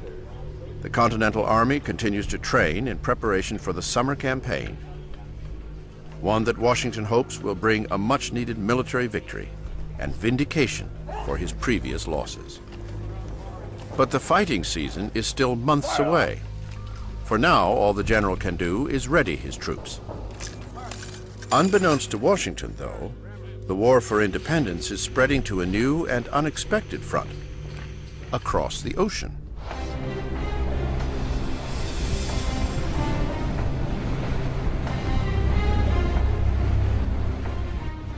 On a chilly spring morning, a lone American ship, the Ranger, cuts through the water off the coast of England. Their target, the port towns along the western coast of Britain. It has been 700 years since anyone has raided these shores. 700 years since a foreigner has rained terror on the inhabitants of the British mainland. The architect of this bold plan? John Paul Jones. At first sight, the 31-year-old Jones is an unlikely captain. He is short in stature and soft in his speech. But the Scottish-born Jones is already a veteran sailor. Jones is a proud man. He's a very handsome man, almost beautiful to look at. He's wearing a British naval uniform. Now you may wonder, why would an American naval officer wear a British Navy uniform? Because he thought it was better looking. Jones is the son of a gardener who set out for the open sea at the age of 13 to make a name for himself working on merchant and slave ships. Jones casts himself in his own play. And it's a play of upward mobility. This is a notion that's very 20th century, but in the 18th century, It was unusual. In the 18th century, your place in society is defined. That's not the way John Paul Jones wants to see the world. He wants to be a rising figure. He wants to overcome his modest origins and become a gentleman. It takes him just 8 years to reach the rank of captain. But shipboard life is a dangerous business, and at 28 he is forced to flee to Virginia to escape charges of murdering a mutinous crew member. He starts life anew in America, adding the last name Jones to avoid being found, and joins the fledgling Continental Navy in 1775. But what America calls a navy is little more than an awkward flotilla of mismatched merchant ships clumsily converted for battle, a fighting force that could never stand up to the superior power of the British Navy. So the ambitious Jones sets out on his own course. Jones is a military genius, and he has a fundamental insight, which is that we're never going to beat the British by playing some defensive game. The British Navy at this time has more than 100 men of war. The American Navy has none. So they're not going to win some massed naval battle. They have to go guerrilla. John Paul Jones returns to the waters of his youth and in surprise attacks shocks the enemy. Raiding British merchant ships along the Irish coast, burning supply ships along the west coast of Britain, and leading an attack on the port of Whitehaven, the very town Jones set sail from as a young boy. The idea is to terrorize the British people, to show them that the cost of suppressing the American Revolution is going to be high, to take the fight home to the Brits. It is a strategy that has an immediate effect. News of the raids hits London like a thunderclap. This morning, an express arrived with alarming intelligence that an American privateer had appeared off the coast and proceeded to Selkirk House, which they pillaged. Along the northwest coast of England, a general intimidation discovers itself on every appearance of a sail. But for his tactics, raiding towns and taking merchant ships, Jones becomes known as the Pirate Jones. It is a label that plagues him. John Paul Jones wants to be seen as an officer and a gentleman, not as a pirate, and it hurts him. In an attempt to prove that he is more than just a pirate, Jones sets his eye on one last goal: taking a British warship. He finds the perfect target anchored off the Irish coast, the Drake. With 20 guns, all 4-pounders, she is a relatively even match to Jones's Ranger. As is his custom, Jones flies the British naval ensign, which allows him to slide close to the enemy ship. And at the last minute, Jones gives the order to fire. The battle is on. The two ships exchange broadsides at close range. 18th century warfare was supposed to be gentlemanly, at least for the gentlemen who fought it. It was almost like a formal dance. At sea, ships, like a minuet and a ball. Jones didn't believe in all that. Jones believed in what today we would call total war. He would put men up in the tops, as they were called, and up the mast on these platforms to blaze away with muskets, with guns. These new tactics give Jones the upper hand. His crew rakes the deck of the Drake with hot grape shot that tears through sails and limbs. And after just 1 hour, the British lower their flag in defeat. Its significance is that no American ship has taken a British ship in a clean, fair fight. And the British Navy considers itself to be so superior to any other navy. So for an American ship to defeat a British ship was a real blow to the Brits, and it told them, what are we getting into here? The Ranger makes a hasty retreat, heading to France, the British Navy in desperate pursuit. For Jones, the mission is a success. What was done is sufficient to show that not all their boasted navy can protect their own coasts, and that the scenes of distress, which they have occasioned in America, may soon be brought home to their own doors. John Paul Jones. Jones has brought the revolution right to the doorstep of the British. Arriving in France, he becomes the toast of Paris, the ideal of American heroism. Jones's war will continue.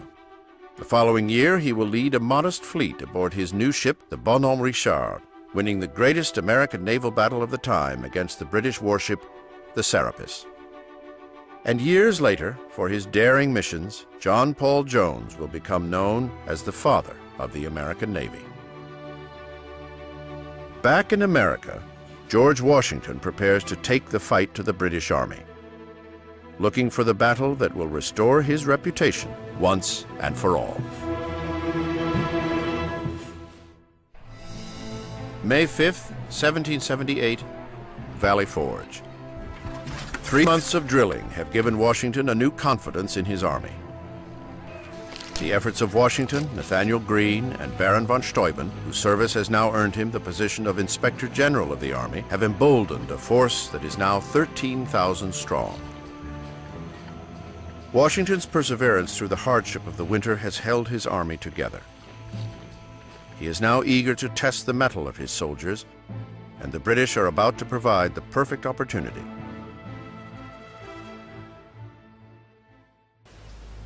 British headquarters, Philadelphia, Pennsylvania. A new commander-in-chief is taking over the British Army, Sir Henry Clinton.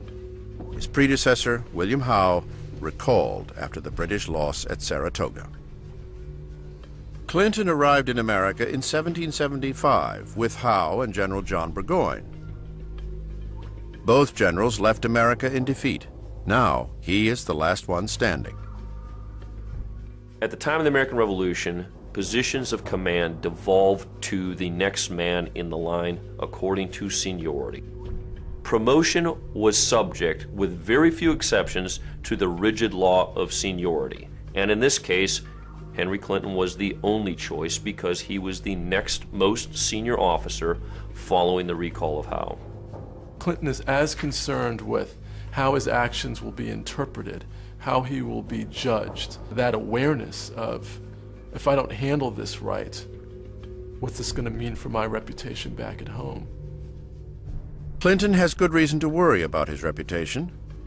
The war for independence has changed dramatically. It is no longer a battle between two adversaries. Now there are three. For the past year, the Americans have been courting France, the world's other superpower. Leading the effort is the rebel emissary, Benjamin Franklin. At 72 years old, Franklin is an internationally renowned scientist and writer who has entered a new phase in his career, that of diplomat. America's victory at Saratoga has shown the French that the colonies can hold their own against the British and has persuaded them to join the fight against their ancient enemy. Now the elder statesman is working out the final details in the newly signed Treaty of Friendship. France gives money and supplies, but more importantly, offers their navy to the American cause. French naval support is absolutely crucial for American resistance. The British, they have to now take the naval dimensions of this war into account. They can no longer say we can take naval supremacy for granted and concentrate on winning the war on land. Back in Philadelphia, British General Clinton opens his first orders, which have just arrived from England. The British ministry has been forced to make a dramatic choice. In May 1778, the British hold Philadelphia, New York City, and Newport, Rhode Island. Now there is a very real danger of a blockade by the French fleet at any of these ports.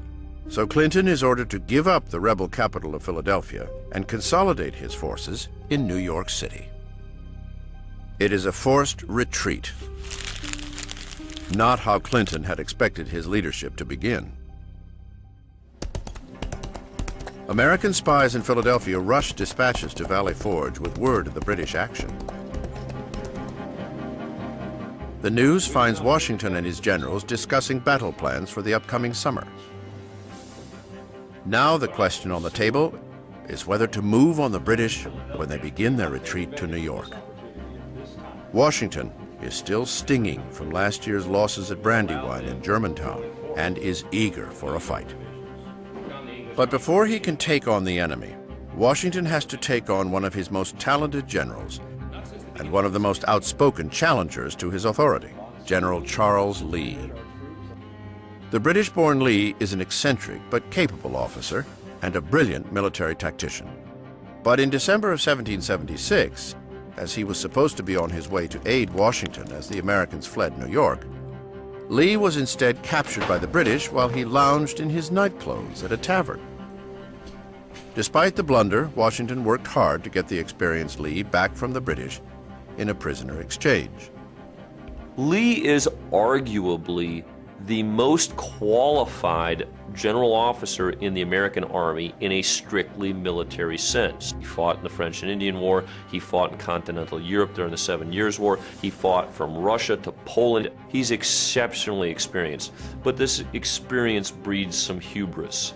He thinks that he knows better. Lee seemed to have an agenda throughout the war of really carving out an independent command for himself, and one could speculate that he probably would have liked to supplant Washington as the commander-in-chief. Lee's arrogance has always been an issue, and he questions Washington's plans at every turn. But today he takes his argument one step further, suggesting that the American force would never stand a chance fighting the Royals head-on.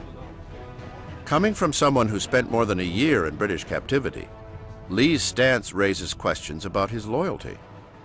There was always an aura of suspicion around him, in Washington's mind at least. Part of the reason I'm very suspicious of Lee is he wasn't treated as a prisoner. He had dinner with the other officers. He had a convivial life with them. It was not the kind of treatment that was given to other revolutionaries when they were captured. What none of the Americans knew at the time is that while in captivity, Lee had offered advice to the British as to how to beat the Americans and bring the conflict to an end. An act of treason that would color Lee's actions for the rest of the war. June 20th, 1778, Mount Holly, New Jersey. The main force of the British Army, 11,000 soldiers, have begun their withdrawal from Philadelphia to New York with a supply train that stretches more than 12 miles. Washington sees the British as vulnerable and wants to bring on a fight against the advice of his generals, including Saratoga's victor, Horatio Gates. But Gates, now stationed in Albany, New York, has become obsessed with a major campaign into Canada, an offensive that Washington calls the child of folly. Even supporters in Congress view the idea as impractical because it would split the American army in two.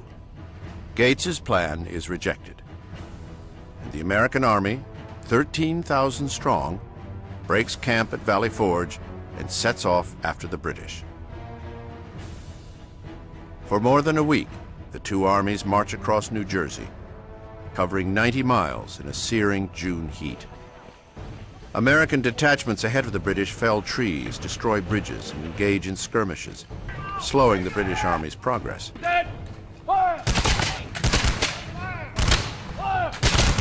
Until finally, Washington sees his opportunity for a full engagement.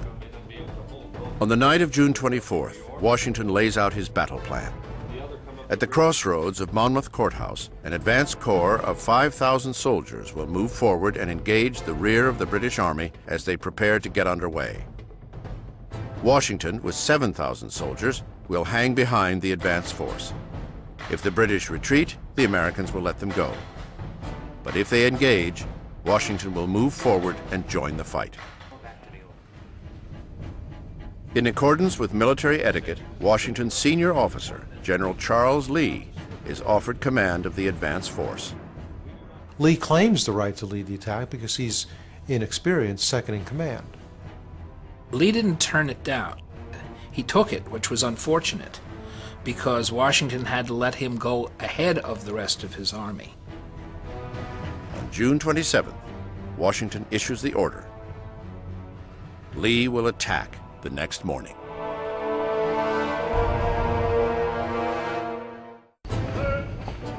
The British Army has been retreating across New Jersey for more than a week. And against the wishes of his generals, George Washington has set his army out in pursuit, seeking an opportunity to bring on a full engagement. Finally, at a crossroads called Monmouth Courthouse, the Continental Army catches up with the British.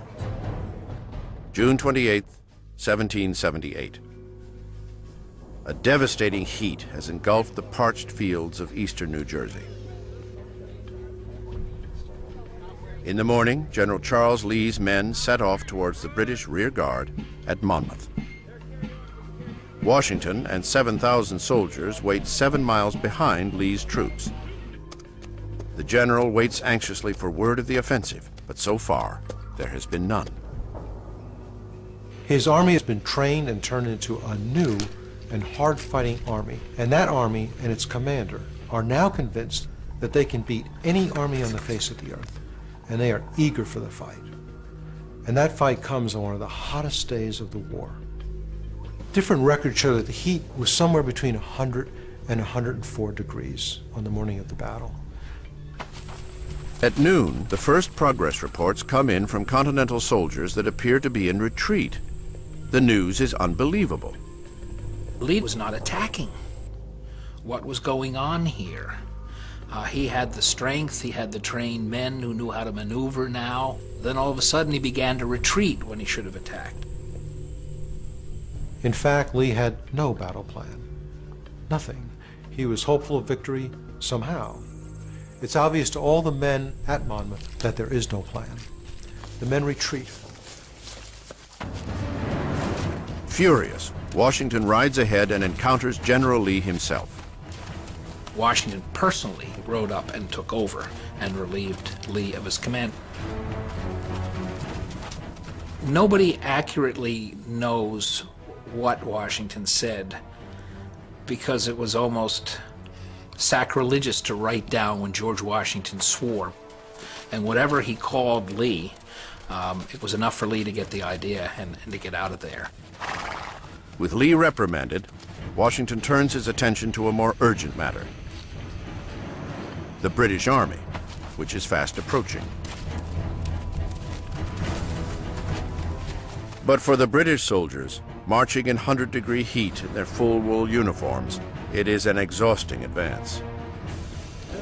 We proceeded 5 miles in a road composed of nothing but sand, which scorched through our shoes with intolerable heat. The sun beating on our head with a force scarcely to be conceived in Europe, and not a drop of water to assuage our parching thirst. A number of soldiers were unable to support the fatigue and died on the spot. Lieutenant William Hale. At 1 o'clock, less than half a mile separates the British Army from the Americans.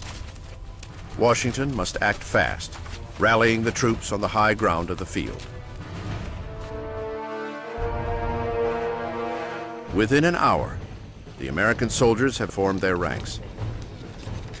The British arrive, hot and exhausted from their march, only to face a Continental Army in a strong defensive position. The winter's training at Valley Forge is paying off, and Washington knows it. He then does something astounding. He rides back and forth in front of his lines to rally the troops, putting himself in the line of fire, risking his life as he asked his own men to risk their lives. People who know Washington in the war think that he has a feeling of invincibility because he puts himself in the line of fire so often. He's almost convinced that he can't be killed. The British open up on him and miraculously miss him.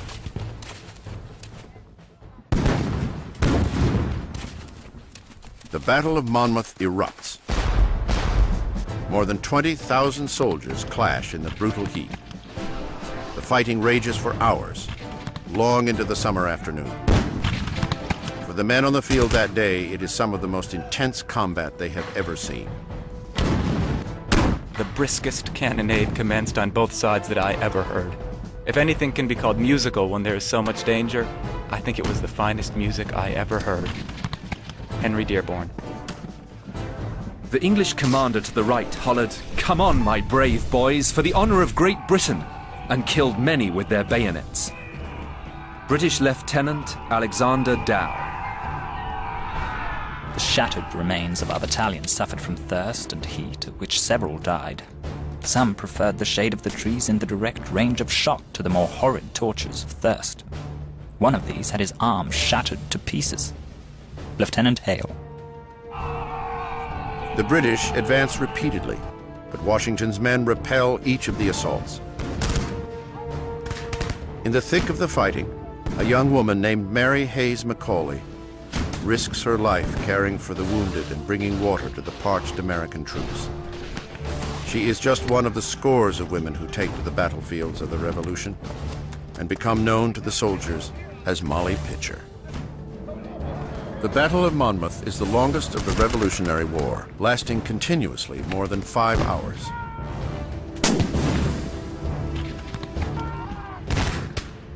Sunstroke, not musket balls, is the biggest killer on this day. Scores of soldiers on both sides die from the heat. When the smoke had cleared at Monmouth,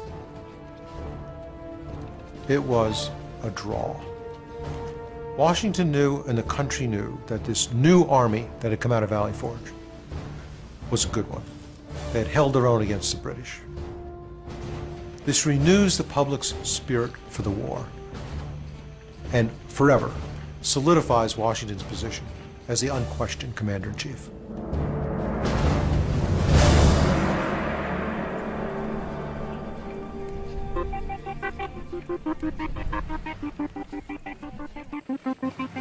The Continental Army has proven itself a capable fighting force. Washington has proven his leadership as their general. For his retreat in the face of the enemy, Charles Lee will face court-martial. He will be wounded in one duel and challenged to 7 others for suggesting that the Americans could not stand up to the British.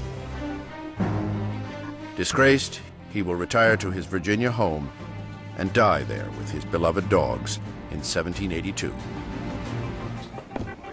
The rebel capital, Philadelphia, is now back in American hands, and Washington turns control of the city over to one of his most trusted generals, Benedict Arnold. The bold general is now a military governor and will make choices here that will forever change his past, his present, and his future. On the field that evening at Monmouth Courthouse, the entire army lay together in exhaustion, and Washington sleeps here on the battlefield with his men. The French Navy is now under sail. Destination, America. Just maybe, the war can be won before the year is out.